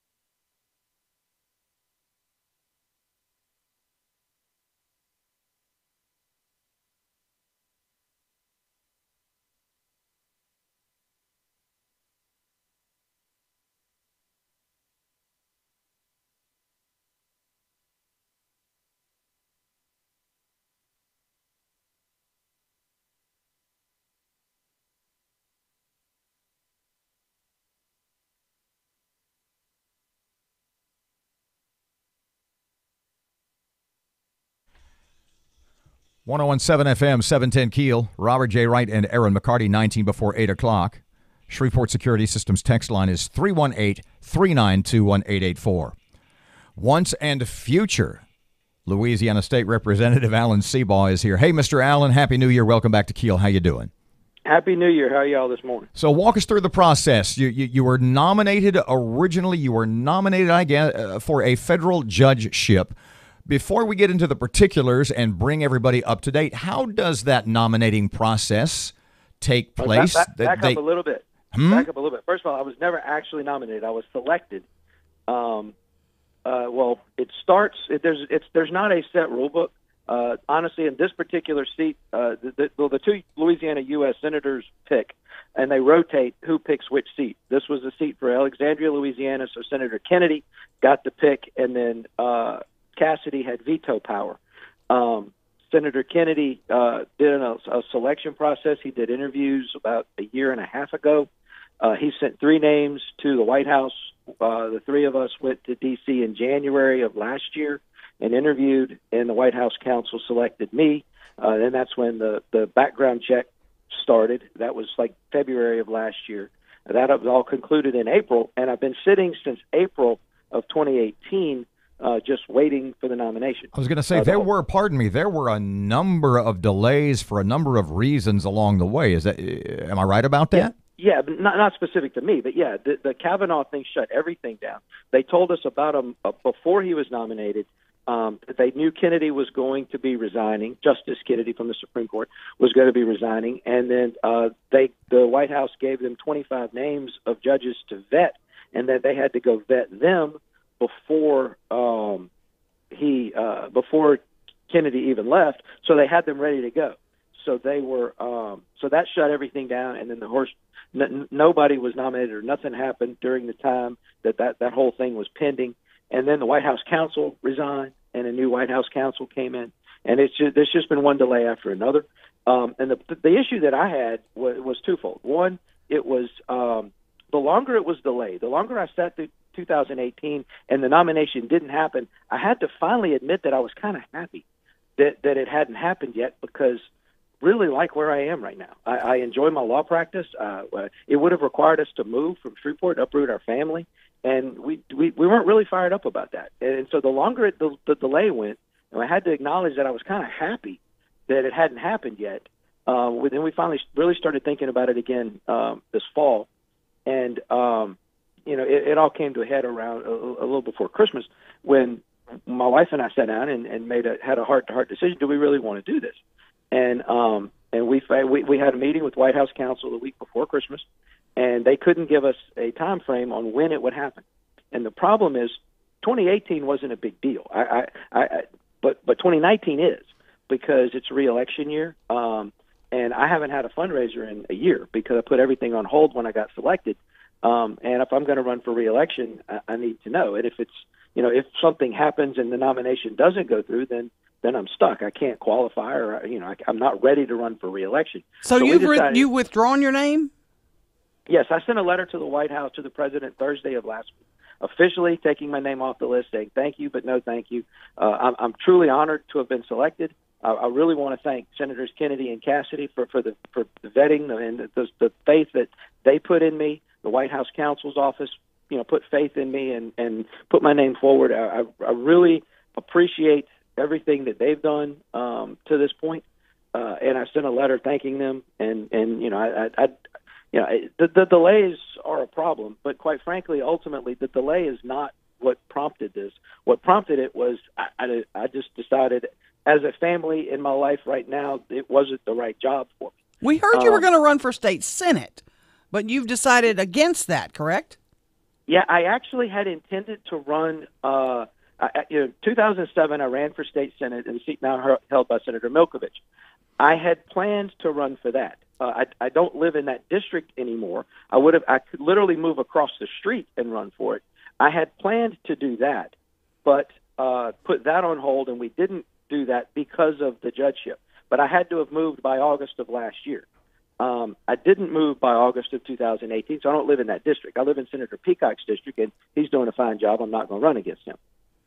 So the Senate run is out.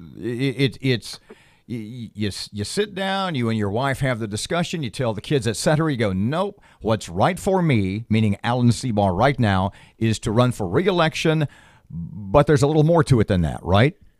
I see an opportunity.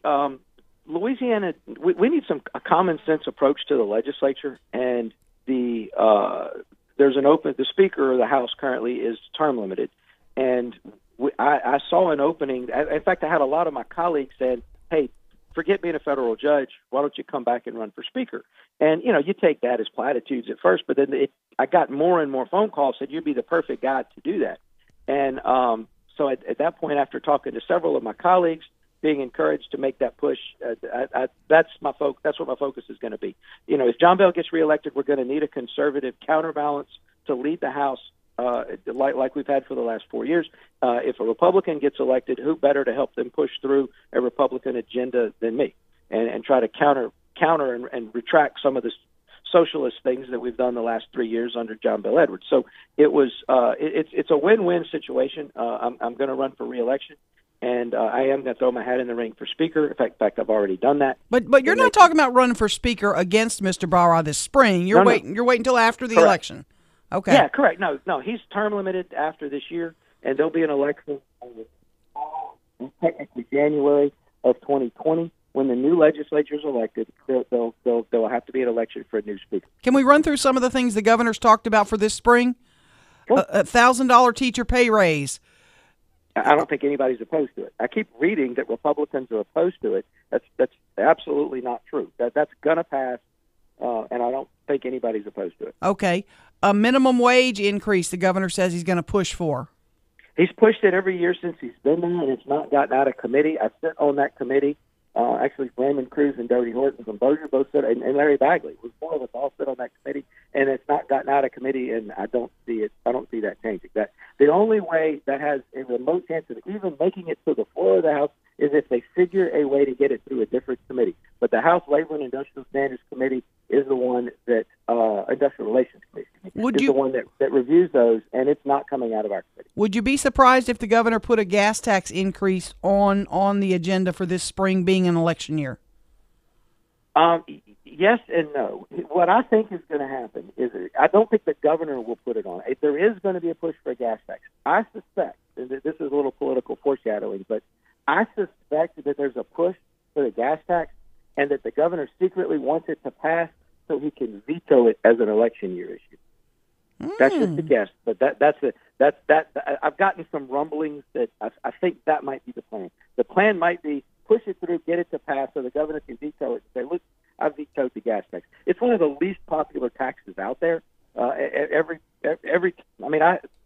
only people that want a gas tax to pass are the people that are going to make money off building the road. Mr. Allen, time for one more. Do you think the Republican gubernatorial field, do you think it's set? And if it's not, who do you think is looking at jumping into the race? I've heard a lot of names that are looking at jumping into the race. I don't want to mention any because they've asked me to keep it confidential because they're looking at it. The only one that's looking at it publicly that I know of is a state senator from Slidell named Sharon Hewitt, who I think would have the inside track to be president of the Senate if she came back. She jumps in the race. She's a viable candidate. I've known Eddie Rispone and Ralph Abraham for many, many years. In fact, Eddie Rispone's been one of my biggest supporters since I first ran for office. They're fine guys. They're great guys. There's other people that are looking that would be fine candidates. I'm not ready to endorse anybody, and put it this way. They're all better than John Bel Edwards. So it doesn't matter. Do you think Jeff Landry is reassessing? Do you hear anything about that, or would you just rather not say?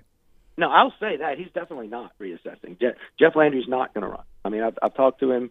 I literally talk to Jeff Landry every week, and he is not reassessing. He's happy as Attorney General, and he's going to stay there for at least 4 more years. He's doing a great job. If John Bel Edwards gets reelected, we need Jeff Landry as Attorney General because he's done a fantastic job of reining in several. I mean, I think he's undefeated in all the litigation that he's brought against the governor. He hasn't lost yet. Governor keeps overstepping his bound, and Jeff Landry keeps reining him in, and he's been right every single time. So I'm very happy to have Jeff Landry as Attorney General. State Representative Alan Seaball, glad to have you back. Thank you, sir. Thank you. I appreciate y'all. Good morning. 101.7 FM, 710 KEEL Sports just ahead. Right now, traffic for Monday. Ruben's ready. The intersection at Greenwood Road and Hearn Avenue is dealing with some slow-moving traffic right now. And we have some traffic delays on Airline Drive just north of I-220 in Bossier City. If you have anything to report to us, give us a call at our Planet Fitness Traffic Hotline, 687-ROAD. Not as chilly today as we were yesterday, but temperatures are still well below average, a good 10 degrees below average. Clouds this morning, but they will break up and we'll see some sunshine mix in as we head through the day today. Upper 40s for us this afternoon. 32 tonight, partly to mostly cloudy skies, and mid-50s Tuesday. I'm meteorologist Ken Boone at the Weather Channel.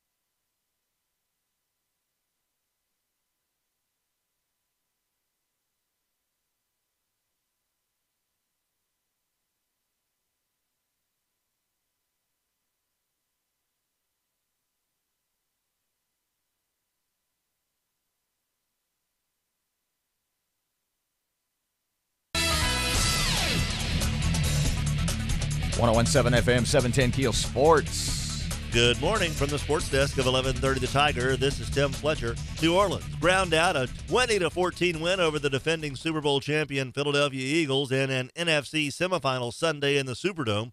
Drew Brees was picked off on the first play of the game, which turned into a Nick Foles to Jordan Matthews touchdown 7 plays later. The Eagles made it 14-zip on their next possession, quieting the raucous crew in the Dome. Marshawn Lattimore, though, intercepted Foles deep in Saints territory early in the second quarter, and then Brees marched his team 79 yards in 12 plays, capped by a 2-yard touchdown toss to Keith Kirkwood on 4th and 2. Will Lutz added a 45-yard field goal in the closing moments of the half to make it 14-10. And after forcing the Eagles to punt to start the third quarter, the Saints gobbled up the next 11 minutes and 29 seconds of time off the clock on an 18-play touchdown drive, finished off by Breeze to Michael Thomas touchdown. Lutz added a 39-yard field goal early in the fourth. The Eagles made things interesting, driving inside the Saints' 30-yard line, but Foles' pass to Alshon Jeffrey went through the receiver's hands and into Lattimore's for the final nail in the Eagles' bid to repeat just before the 2-minute warning. The Saints will now host the Rams in the NFC Championship next Sunday afternoon. The AFC title tilt will feature the Chiefs, hosting the Patriots. Both teams won comfortably this weekend. From the sports desk of 1130 The Tiger, this is Tim Fletcher.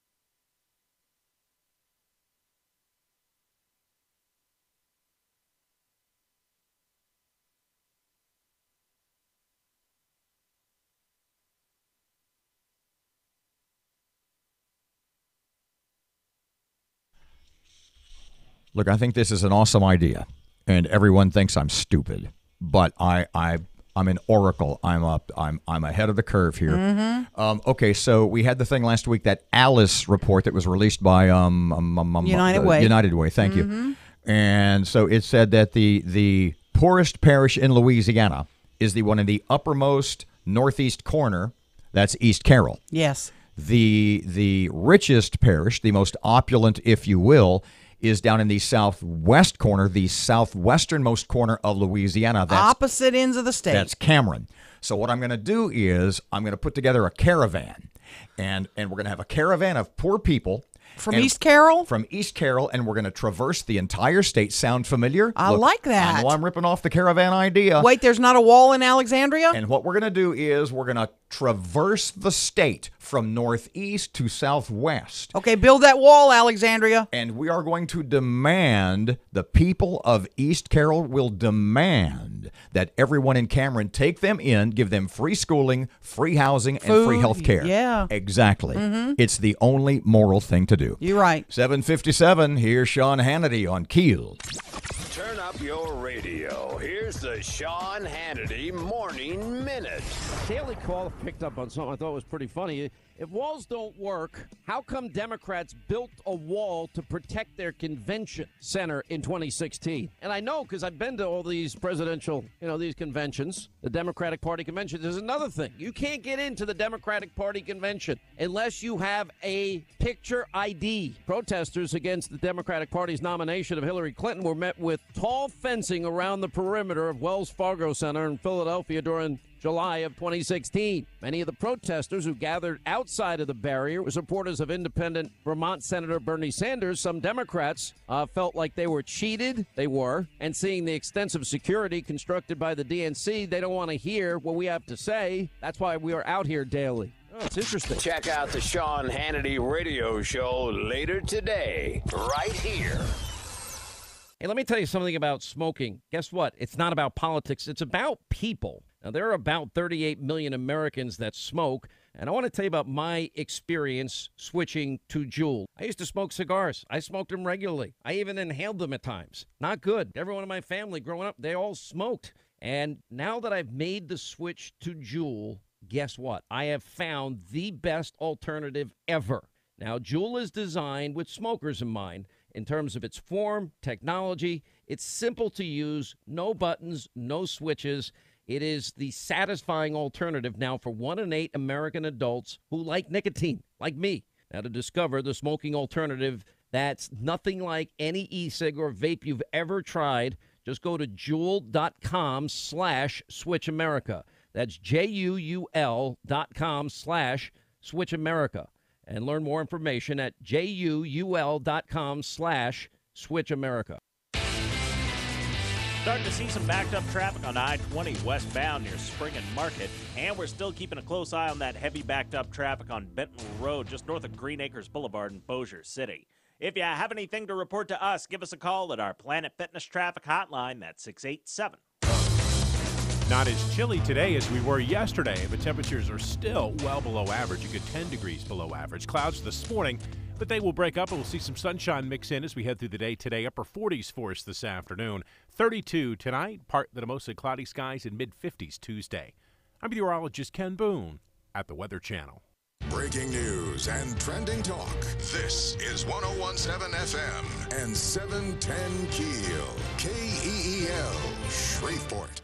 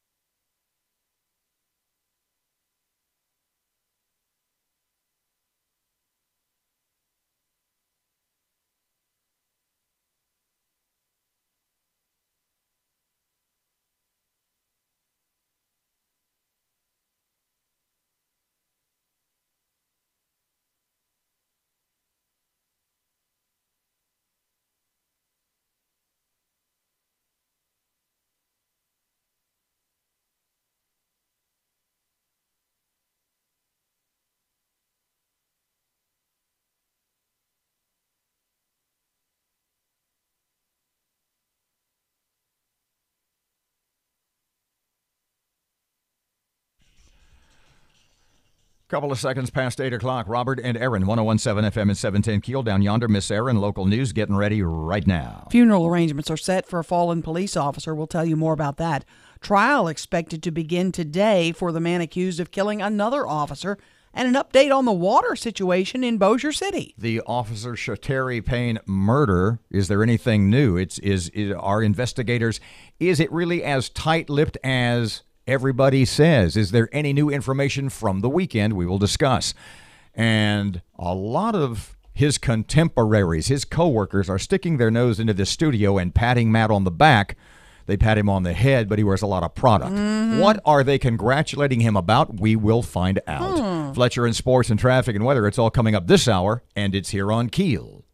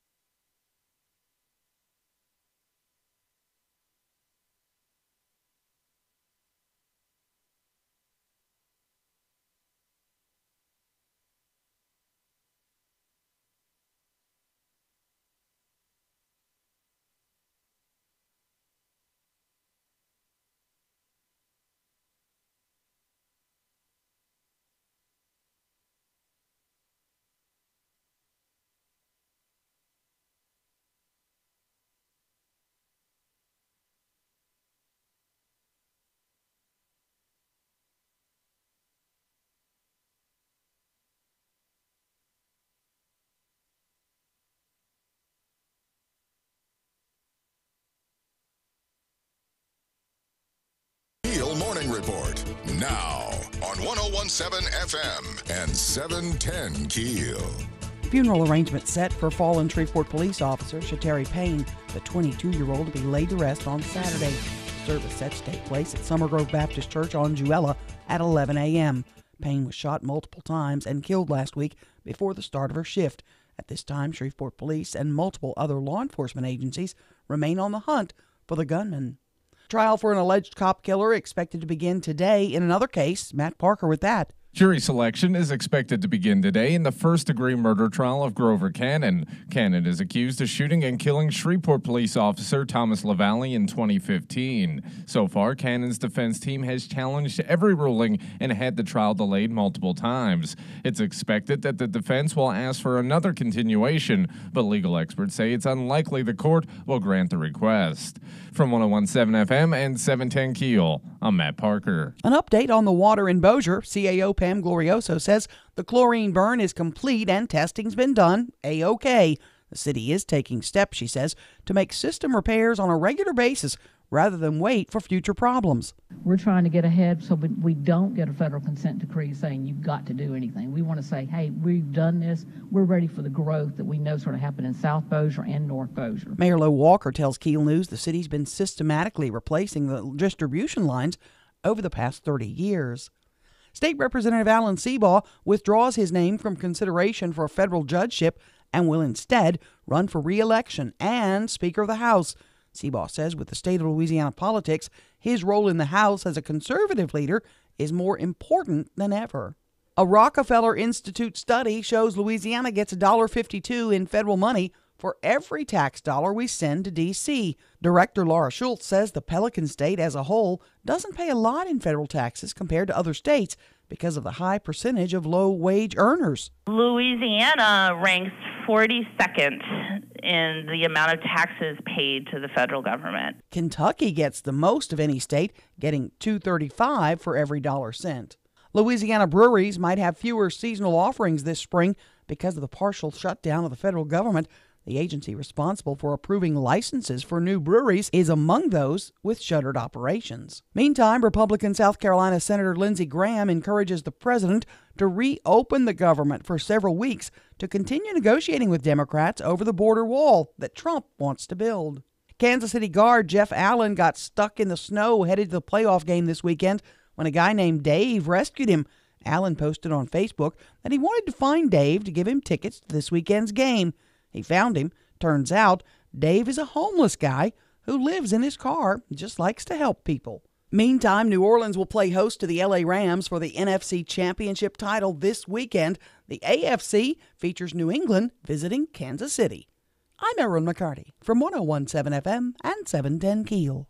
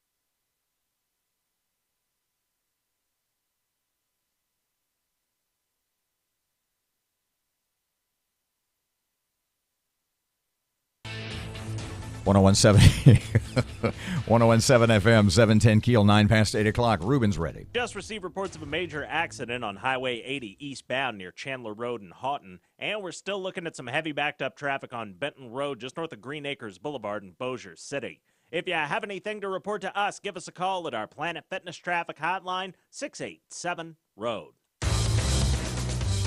Not as chilly today as we were yesterday, but temperatures are still well below average, a good 10 degrees below average. Clouds this morning, but they will break up and we'll see some sunshine mix in as we head through the day today. Upper 40s for us this afternoon. 32 tonight, partly to mostly cloudy skies, and mid-50s Tuesday. I'm meteorologist Ken Boone at the Weather Channel.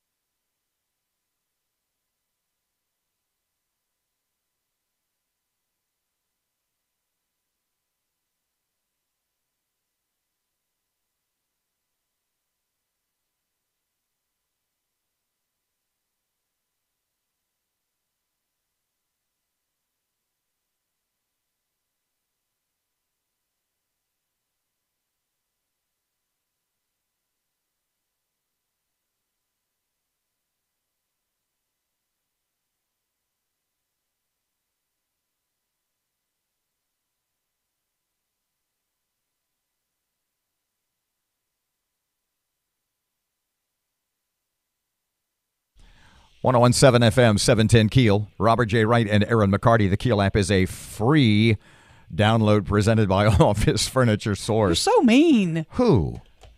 You are. I'm the least mean person I know. You're giggling at me, and I know why. No.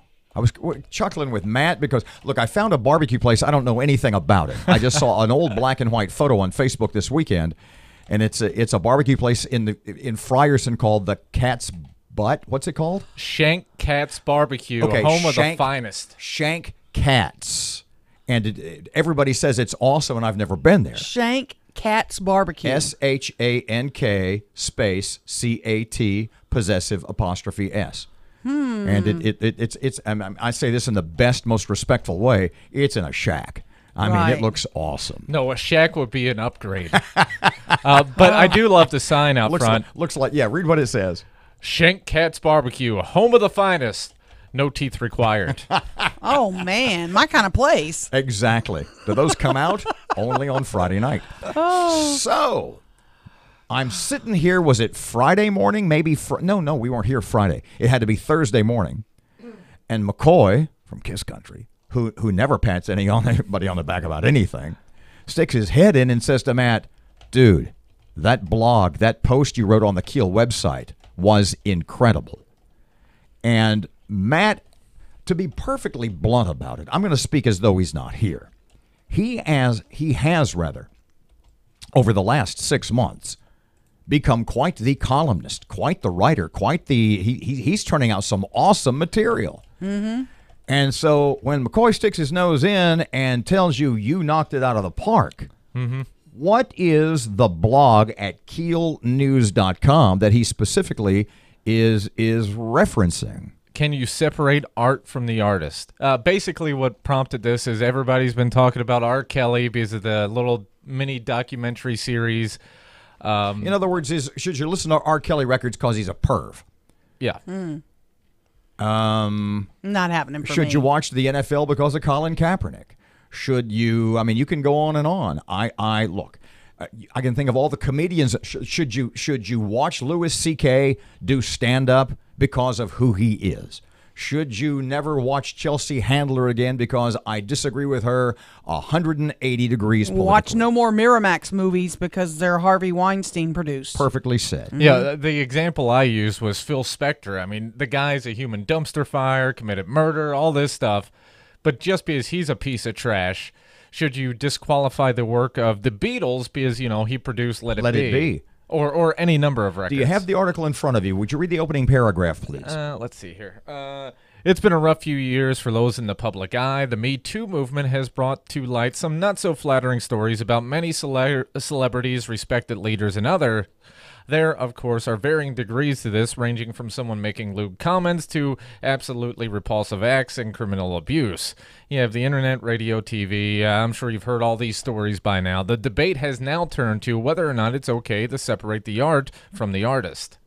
So what was the part of this, the point that you made in this article? What is it, maybe 1,000 words? Yeah, somewhere in there. What was the point that you made that somebody like Gary McCoy was so that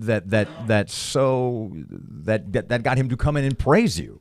I think it just, for Gary, it just kind of struck a personal chord because, in this business, we know people who are maybe not the best human beings, but are great performers, and sometimes you got to... So what was your stance? Did you take a position in this My position debate? was to make up your own mind, not let just So be what's Matt's mind? Well, me personally, there's I couldn't even put words to it if you put a gun to my head. There's certain people... In other words, is Bill Cosby still funny? I'd never thought he was funny to begin with, so the Bill Cosby thing, it's easy for me to write him off. But it should be up to you. Just because the news comes on and says, well, you should boycott R. Kelly or Kevin Spacey or whoever, just because someone tells you something doesn't mean you should follow through on it. So, I mean, what do you think about that? I think it's all up to the individual. I'm going to still probably watch Miramax movies. There's so many great movies. Well, like Kevin Spacey. If Kevin Spacey suddenly makes it, like, for example, what was the political show that was on Netflix? House of Cards. House of Cards, yeah. Big fan of it. By all accounts, he was brilliant in House of Cards. But should you morally, is there a responsibility that you have to boycott Kevin Spacey because, or Bill Cosby for that matter? I think it's up to you. It's up to your own. What does Erin think? I'm not going to watch Kevin Spacey films anymore. But again, I said all that I wasn't going to watch NFL football. Things change over time. It kind of fades away because I watch NFL football now. It heals over just a little bit. Yeah. It scabs over. Yeah, I guess. And I'm not sure. Can you think of someone where time has not healed the wound, for example? Cosby for me would be. I won't give another dime to Bill Cosby. I won't watch the Cosby Show. How's about his previous work? If they're showing I Spy reruns, would you just go, nah, man? No, because it puts a penny in his pocket. That Bill Cosby 50 years ago, he was a horrible human being. Not doing it. Sorry. We had a couple of folks that we know, and we talked about this on the radio a long time ago, a year or two. Mm-hmm. And they went on a cruise to Cuba. And we had talked about that a little bit. Is there a moral decision to make about taking a cruise to Cuba? Because, Obama did the re-treaty, if you will. Sure. Sort of Cuba opened up to American tourists and American cruise lines. And I had sort of made the point. I said, look, people can do what they want, but I just couldn't get on a boat and go to Cuba, to a country where they still have political prisoners and where the Castros, well, Raul Castro is still in charge, where his people are under the oppressive thumb of a totalitarian regime. Right. Oh, yeah, but the prices were great and the food was awesome and the beaches are beautiful. Okay, but if you're a Catholic priest, chances are you're going to end up in jail and be tortured. Yes. And you said, well, I likened it to... Honestly, do you remember the analogy I used? Do you remember who I likened it to? No. OJ. Oh, yeah. I said, you think OJ's killed people? You said, yeah, I do. I said, would you watch OJ? If OJ was doing a one-man show where he comes out and he's trying to rehabilitate himself because he needs money or whatever else, and he's given a one-man show and he does a monologue and he does Q&A, and you go, that sounds pretty damn interesting. Right. Yeah, but he's going to make a couple of million at it. Would you even consider going to that? No. Then how could you get on a boat and go to Cuba where they still execute people? See my point? Yeah. 19 past 8 o'clock, 101.7 FM, 710 Keel traffic update now. Here's Ruben. Just received reports of a major accident on Highway 80 eastbound near Chandler Road in Houghton. And we're still looking at some heavy backed up traffic on Benton Road just north of Green Acres Boulevard in Bossier City. If you have anything to report to us, give us a call at our Planet Fitness Traffic Hotline, 687-ROAD. Not as chilly today as we were yesterday, but temperatures are still well below average, a good 10 degrees below average. Clouds this morning, but they will break up and we'll see some sunshine mix in as we head through the day today. Upper 40s for us this afternoon. 32 tonight, partly to mostly cloudy skies, and mid-50s Tuesday. I'm meteorologist Ken Boone at the Weather Channel.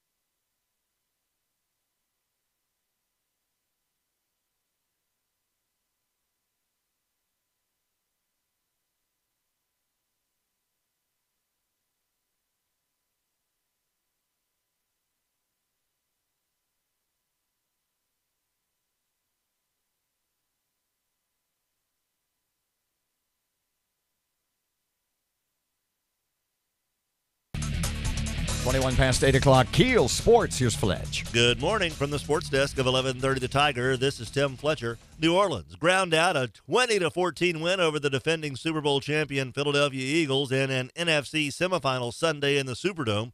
Drew Brees was picked off on the first play of the game, which turned into a Nick Foles to Jordan Matthews touchdown 7 plays later. The Eagles made it 14-zip on their next possession, quieting the raucous crew in the Dome.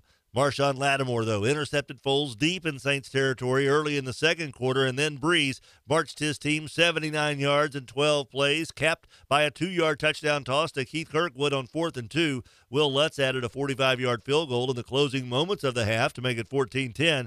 And after forcing the Eagles to punt to start the third quarter, the Saints gobbled up the next 11 minutes and 29 seconds of time off the clock on an 18-play touchdown drive, finished off by Brees to Michael Thomas touchdown. Lutz added a 39-yard field goal early in the fourth.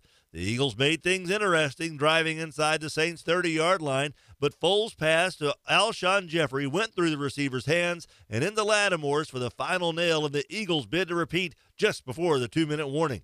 The Saints will now host the Rams in the NFC Championship next Sunday afternoon. The AFC title tilt will feature the Chiefs, hosting the Patriots.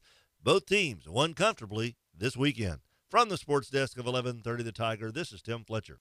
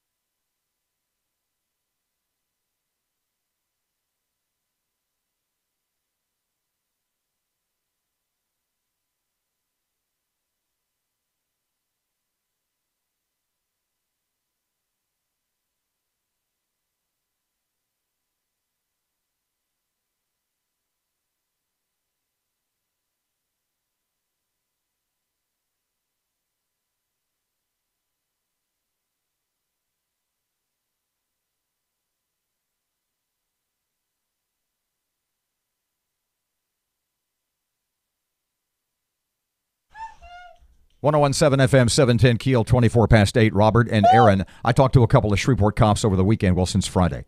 3, actually.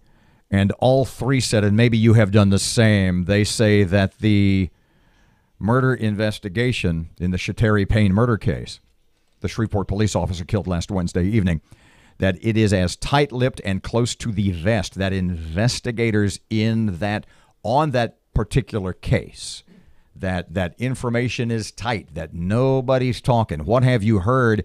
They have not to this point, and it's an interesting point last hour. They have not officially released the name of a suspect. Now, I saw, let me sort of veer off.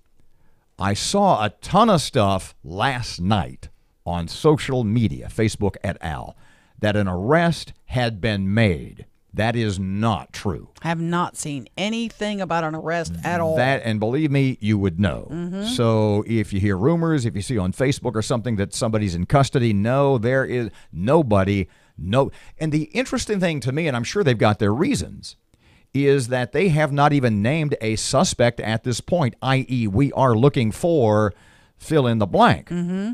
And has it even been confirmed by law enforcement officials, by investigators, by SPD, that this was a domestic matter? I don't know that it's officially confirmed by them. I don't think it Most has. people believe that it was domestic related, but that's not been officially released. No, they ain't talking. No. They're not talking about circumstance. They're not talking names. They're not talking suspects. Has it even been confirmed? I know I saw this weekend, and you both were talking about it earlier this morning, that she was shot. There were rumors between 4 times or more. Well, I got a text from the coroner saying she was not shot at least 4 times. That it was 3. She was only shot 3 times, 2 non-fatal, and 1 fatal. This is after performing the autopsy. Is there any speculation? Has there been confirmation? Did this domestic, if it were subjunctive, is there any confirmation that it began indoors and moved out? Nobody is saying saying it been confirmed anything that about that. She was when first responders arrived. Has it been confirmed that she was in fact outside the residence? Yes, they confirmed that she was outside. I had also heard, and in uniform, that the vehicle was running. Mm-hmm. Do we know that for sure? They have not released that, I don't believe, but several people who were on the scene have said that the car was running. Her personal car was running. Okay, that's the other rumor, that somebody had said, well, wait a second. She's in a police car. Did she turn on the camera? Did she have? First of all, and here's from a Shreveport police officer. I think it was reported that she was in or near her police car. She would not have had a police vehicle because she was new. And in fact, we had the information last week. She was still riding with what's called an FTO, which is a field training officer. Thank you. It would have had, his text continues, it would have had to have been her personal vehicle. On patrol cars, on SPD vehicles, FYI, cams are activated when you turn on your lights. They are activated if you are in a crash by impact. They can also be activated manually. So, what do we know? What don't we know? There has not been, I don't know, what's the 21st century digital equivalent of an all points bulletin? I mean, a bolo, yeah. Believe me, what's it called? Bolo. Be on the lookout. On the lookout. I mean, there has been. I would expect that this week. I would be shocked. Why haven't they done it to this point? Well, I don't know that they really have confirmed him a suspect. What? I don't know that. I mean, if they think he's their prime suspect. And I may be speaking out of turn. Pardon me, they'd put out a bolo. I mean, we haven't mentioned names for that specific reason. I mean, there's a name being tossed around that and I'm not going to mention the guy's name just in case it turns out that, you know. But if he is the suspect, Robert, if he is the guy they believe did this, they need to put out a bolo, because this guy, if you kill a police officer, you have nothing to lose. You will walk up to Matt Parker at any moment, put a gun to his head, and try to steal his car. Maybe that's why they have not. Maybe look, it's that's. No, I want them to do that. I want to know who to look out for. Just because, look, you don't know who this is, and you wouldn't recognize him if he was sitting next to you at the movie theater. If they put his picture out there everywhere, I would. The point being This is their job. Oh, I understand that. I speculate they might have a little more knowledge of the best way to handle it than do you or I. Yes, I'm sure. I'm So if they sure I'm haven't stepping over the bounds. Done this, I would reckon they've got their reasons for not. Could very well be. By the way, her funeral, Shateri Payne's funeral, is Saturday, 11 a.m., Summer Grove Baptist Church. They'll do visitation for family and friends only Friday evening. Now, I do know in previous incidents like this where we've had a funeral of a police officer, Bossier Police, Bossier Sheriff, Caddo Sheriff, other agencies even from Texarkana have come in to patrol our city while all of Shreveport Police goes to the funeral. So I would anticipate that happening again this weekend. 29 past 8 o'clock, 101.7 FM, 710 Keel. Erin has local news up next. Ruben's ready. Just received reports of a major accident on Highway 80 eastbound near Chandler Road in Houghton. And we're still looking at some heavy backed up traffic on Benton Road just north of Green Acres Boulevard in Bossier City. If you have anything to report to us, give us a call at our Planet Fitness Traffic Hotline, 687-ROAD.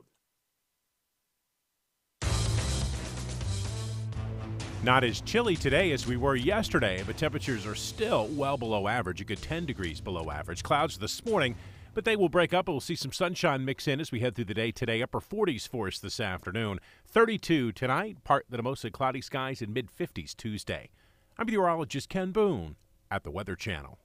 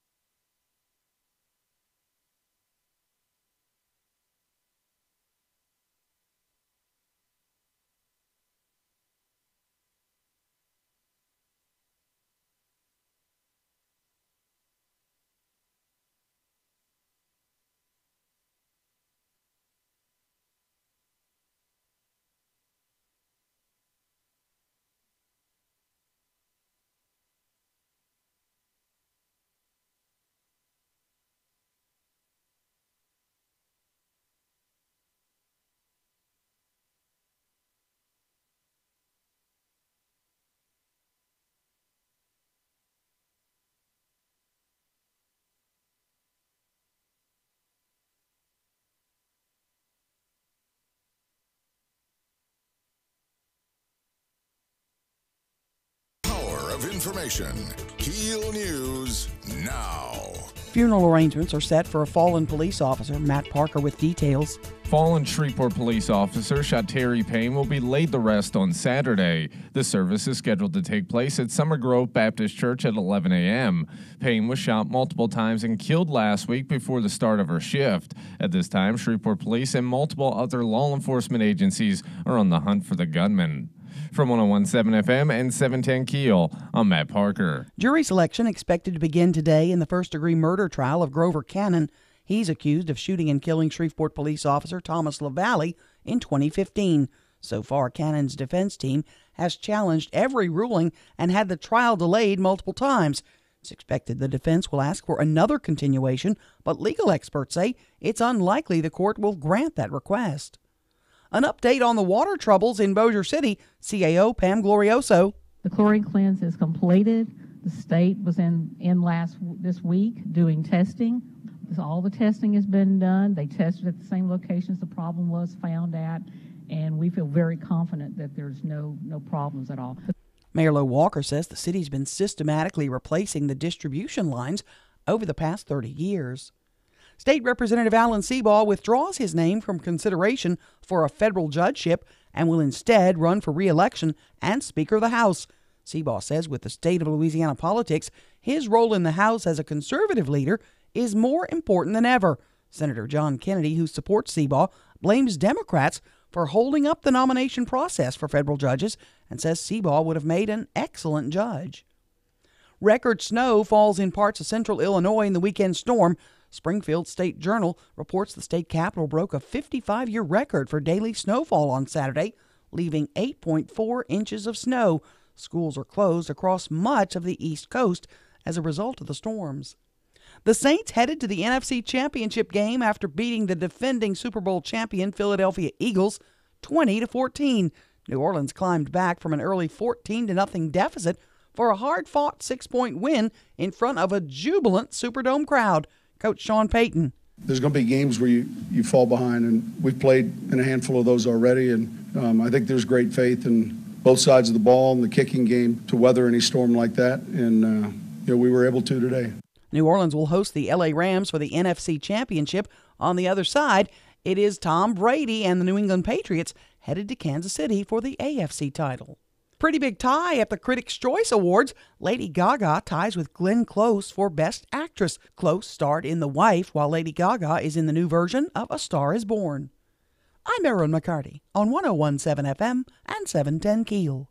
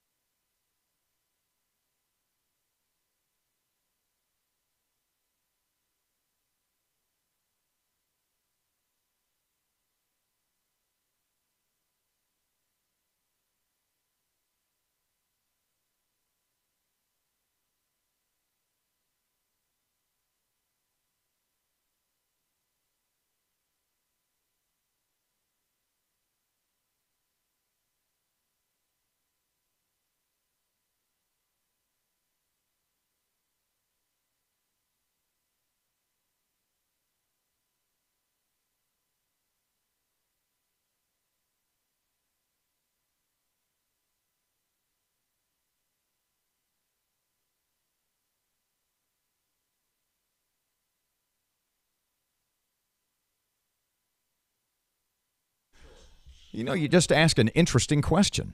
That might be, you're always looking for that 10,000 view post blog on the KEEL website. Which restaurants and or not facilities so much in the Arklatex in Shreveport and Bossier are dog friendly? I know there's a bunch of them. Maryland, well, name one. The hamburger joint on Line Avenue. What's it called? Twisted Root. Yeah. You can take dogs in there. Inside or the on patio. the patio? Rotolos, you can bring them to Rotolos. On the patio. Maryland's place. Maryland's is very dog friendly. I'm hearing you can bring them to Proud Mary in the patio area there. They're closed. Are they? Yeah. I did not know that. Downtown? Yeah. I thought they were still open. I don't think so. I thought they were still open. Look and see. The Bojack's patio in Bossier, you can bring dogs out there. Can you? Yeah. Okay. That's what they're saying. I'm looking at a long list of a bunch of folks. I don't know that all of them are a go for dogs, though. I'm not sure. I'm not really sure. Honestly, would it ever occur to you to take your grand puppy, as you refer to him? I would love to take him. 175 pound is more like a horse. He's an angel. Huh? He's a little angel. So is Mr. Ed. The point I'm making is this is a rather large animal, and I'm just not, I just don't know if I would be comfortable sitting next. If you and I were at an outdoor restaurant, sitting on the patio, yeah, and you've got a near 225-pound dog, and it's somewhere between Cujo and Mighty Joe Young. Have a sweet baby. Okay. Pizza Rev, by the way, provides dog bowls. But the first impression that he makes is that he will not only eat the food off your plate, he will eat your arm up to the elbow. He will not. He looks like he might, but he won't. I'm just thinking, I think that would be a very interesting thing. Not that I'm thinking about getting a, they're always telling me I need to get a dog again, and I'm just never home. Yeah, and my theory is, and you can think what you want, call me what you want. You shouldn't have one dog. Nobody should ever have one dog. Oh, no, I believe in one. No, I believe in one. Because you're gone all day. Well, you know what? I lost my great tiger. Leaving the TV on is not company for dogs. No, they like to watch the doggy channel. And then my grandpuppy moved in. Yeah. So I have my grandpuppy there with me now. Now, my son's with me too, but I'm getting really attached. But I'm not doing two dogs. That's not happening. How much does this dog weigh? He's 125, 140, something like that. 125 to 140. He's a big he's either boy. a flyweight or he's a welterweight. He's a big boy. There's a lot of divisions between those two. He's a very big boy. 839, 101.7 FM, 710 KEEL. When we come back, going to talk about kind of like some of the most famous phrases that have ever been uttered on KEEL in our nearly 5 years on this radio station. Okay. And how that pertains to the future of America. Traffic update coming up right now. Here's Ruben. The intersection at West 70th Street and Mansfield Road's dealing with some slow-moving traffic right now. And we're still keeping an eye on that major accident on Highway 80 eastbound near Chandler Road in Houghton. If you have anything to report to us, give us a call at our Planet Fitness Traffic Hotline, 687-ROAD. Not as chilly today as we were yesterday, but temperatures are still well below average, a good 10 degrees below average. Clouds this morning, but they will break up and we'll see some sunshine mix in as we head through the day today. Upper 40s for us this afternoon. 32 tonight, partly to mostly cloudy skies, and mid-50s Tuesday. I'm meteorologist Ken Boone at the Weather Channel.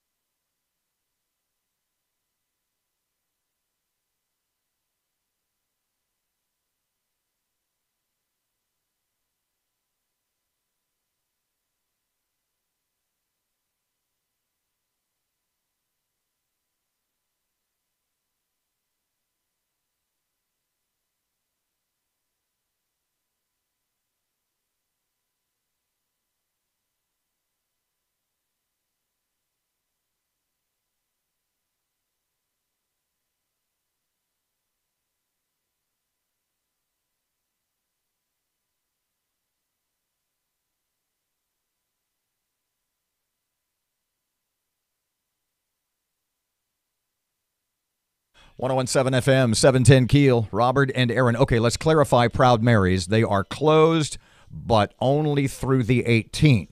Mm-hmm. Their what does their website say? Website says Proud Mary 360 Grill is on vacation. We will be reopening on Friday, January 18th at 4 p.m. So that's how I got that information. But they are only open on weekends. Parky, have I got that right? Yeah, Friday, Saturday, and Sunday. Okay. So they're open Friday evening, Saturday, and Sunday. Right. Somebody asked me this weekend, this was very interesting. Somebody had asked me, in our nearly 5 years on Keel, on this radio station. God, we're about to be 5 years. Yeah, it is March. Mm-hmm. Holy cow. Wow. Do you realize that if I retire when I plan to retire, and honestly, bluntly speaking, I'm not sure I'm going to retire anymore. No, he's not. But if you retire when you retire, and we will be in excess of 25 years on the radio together. May 4th, I'll hit 35 years in this building. Just in this building? Yeah. Yeah. Wow. But 40 you think years you would have on dusted radio. by now. Yeah, you're Let's right. get back. So somebody said to me this weekend, in your nearly 5 years on Keel, what's the most interesting, what are the single phrases or sentences or quotes that come to mind?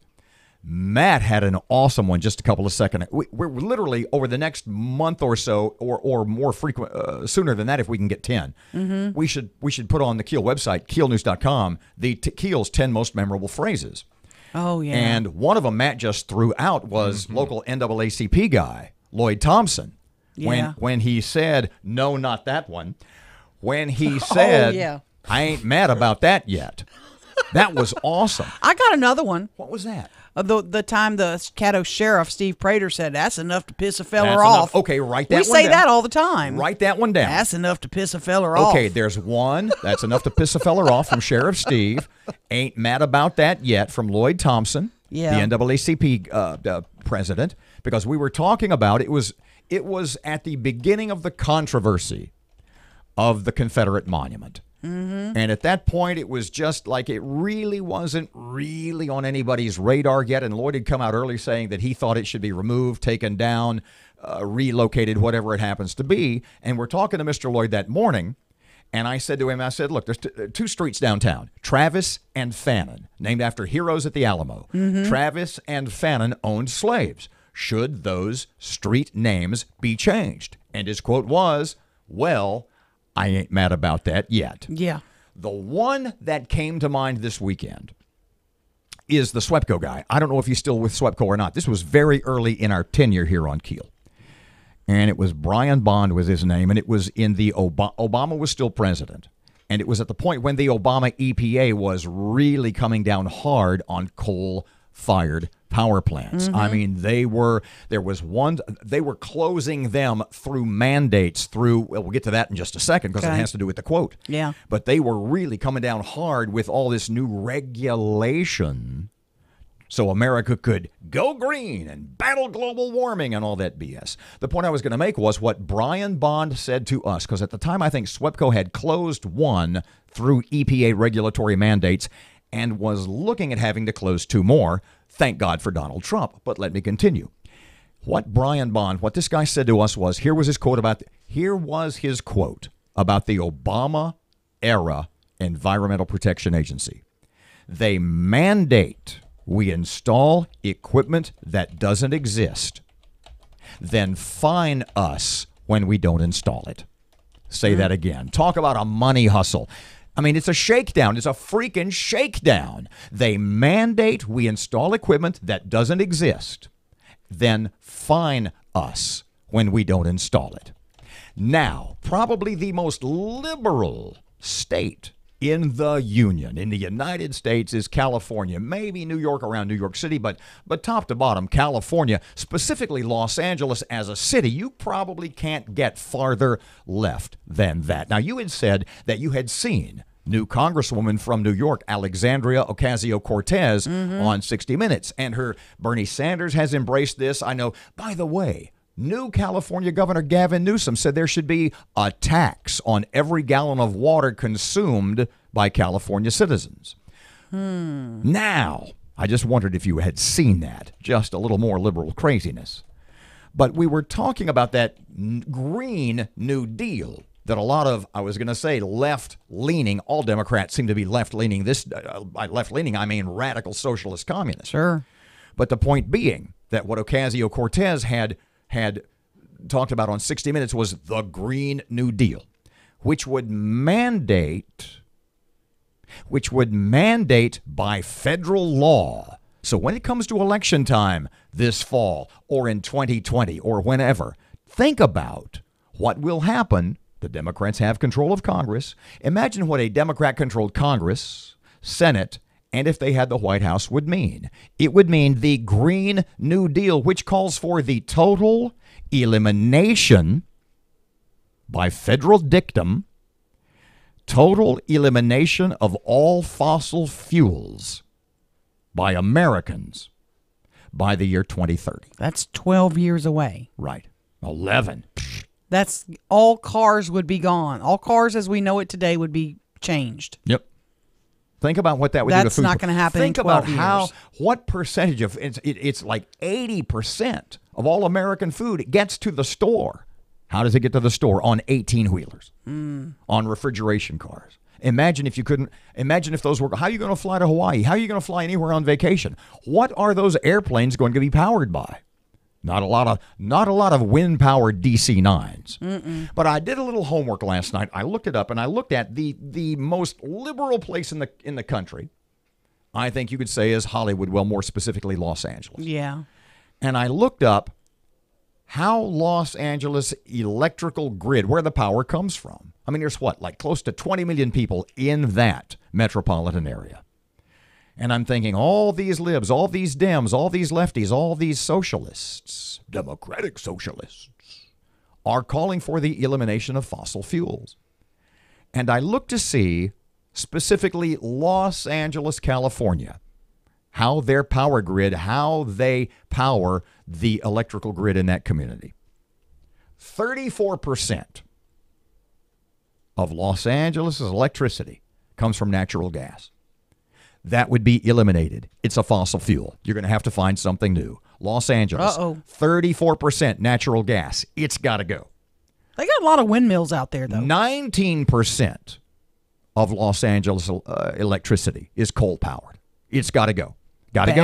Shut it down. Shut it all down. 9% is nuclear power. It's got to go. No, the radical greenies against nuclear fission. 5% of LA's power is hydroelectric, i.e. water power. You know what they're against? Hydroelectric power. Really? Yeah, you say why? Because they don't believe in building dams. They don't believe in disrupting the environment. Oh. Fish would die. The governor who just left office, Jerry Brown, signed into law within the last year, I think it was, legislation that would have built California's first reservoir in more than a quarter of a century. They don't have water. You know why? Oh, it's the worst drought in history. But they don't believe in building lakes to save water. Goodness. 33, a mere 33% of Los Angeles, California's, 33% of Los Angeles, California's electrical power comes from renewables. So when you read about the Green New Deal and eliminating fossil fuels by 2030, think about what it's going to cost. Think about it's just liberal hyperbole.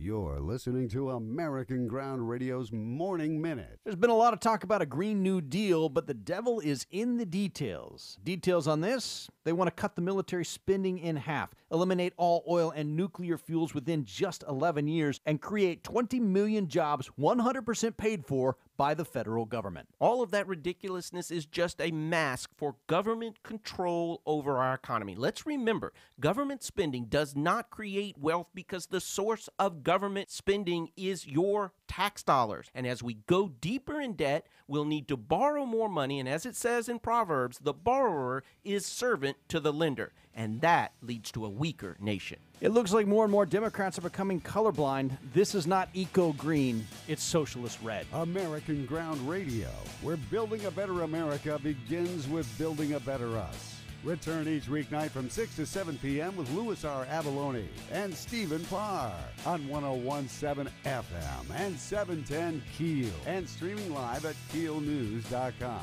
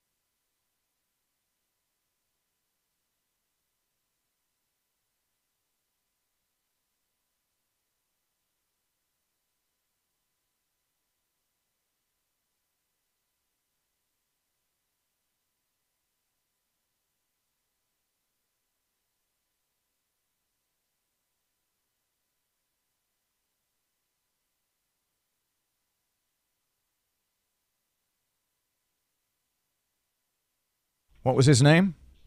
Mark Cooper. Is that it? Is he still working for the governor, for John Doe? I'm not sure. 101.7 FM, 710 Keel, Robert J. Wright, and Erin McCarty, because he had said it was at CenturyLink, and he was talking, I think it was the Chamber of Commerce, the big breakfast, the Bossier Chamber big breakfast or something, and he had said something about, and you know, you get that misinformation on KEEL. Yeah. And God, you got upset. I was upset. And then he came on with us, you thinking he was going to go, oh, man, I guess I overspent. I said, no, he's going to double down. You know what he did? He doubled down, and you got madder. And then you said, well, hold on a second. Let's talk about misinformation. You started throwing out, like, we're going to have to cancel LSU football season. Yeah. And we're going to have to throw people. We should put that on our list. We'll cancel LSU football. But he didn't say that on the radio. I mean, I'm talking about specific KEEL guests on the radio. Yeah.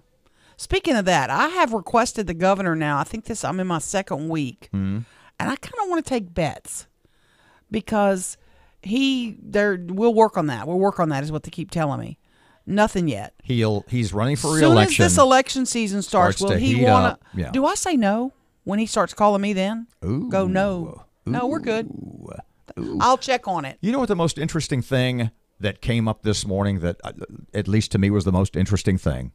In our conversation with State Representative once and future State Rep Alan Seabaugh. If you haven't heard the story, Mr. Allen was up for a federal judgeship, and it was in the vetting process, and there's all this kind of stuff, and there were a bunch of delays. I mean, it had been dragging on through no fault of his own for damn near forever. A lot of it had to do with the whole thing sort of got put on the back burner during the Kavanaugh hearings. Anyway, he finally sent him a letter last week. He said, look, I'm going to run for re-election. You know, it's time to tweet or get off the branch, and it's my branch. And you got to credit the guy for that. He says, look, bag it. Forget it. I would have loved to have been a federal judge. It would have been an honor. But you know what? I'm going to run for re-election, and I am also going to seek the Speaker of the House position in the Louisiana legislature.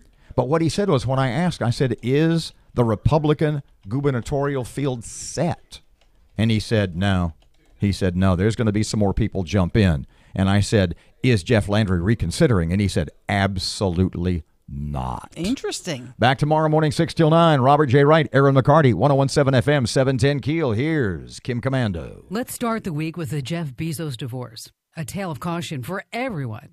Kim Commando with your Monday Consumer Tech Update, brought to you by SimpliSafe, the most innovative and comprehensive wireless protection for your home. Order yours at simplysafekim.com.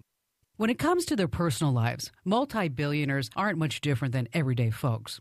Consider Jeff Bezos. As the founder of Amazon, he's worth, at least today, $140 billion.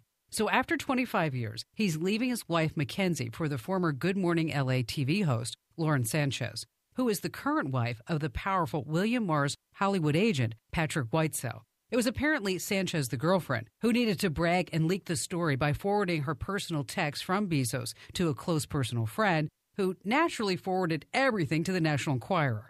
And yes, apparently, Bezos sent pics of his private parts, proving marriages may last only a few years, but text messages are forever. I'm Kim Commando. For years, I've been telling you about my printer of choice, the Epson EcoTank 4750. And it's easy to tell you why. It's revolutionary, it's wireless, and a complete all-in-one printer that's 100% cartridge-free.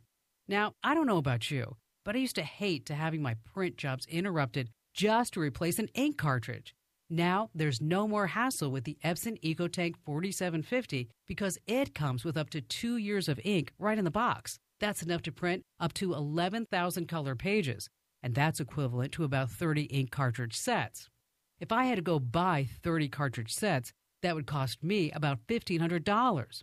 I love my Epson EcoTank printer, and I know you will too. And from now till March 31st, buy any EcoTank printer at epson.com/EcoTankKim and get free overnight shipping when you use promo code EcoTankKim at checkout. Offer valid within the 48 contiguous states. Exclusions apply, subject to availability. Just received reports of a major accident on Highway 80 eastbound near Chandler Road in Houghton. And we're still looking at some heavy backed-up traffic on Benton Road just north of Green Acres Boulevard in Bossier City. If you have anything to report to us, give us a call at our Planet Fitness Traffic Hotline, 687-ROAD. 8:59 Keel Weather Channel forecast. Partly sunny, a few clouds today, and chilly once again, maybe low 50s. Right now, 44 at Keel. It's 9 o'clock. Moon Griffon's up next after Fox News. Breaking news and trending talk. This is 1017 FM and 7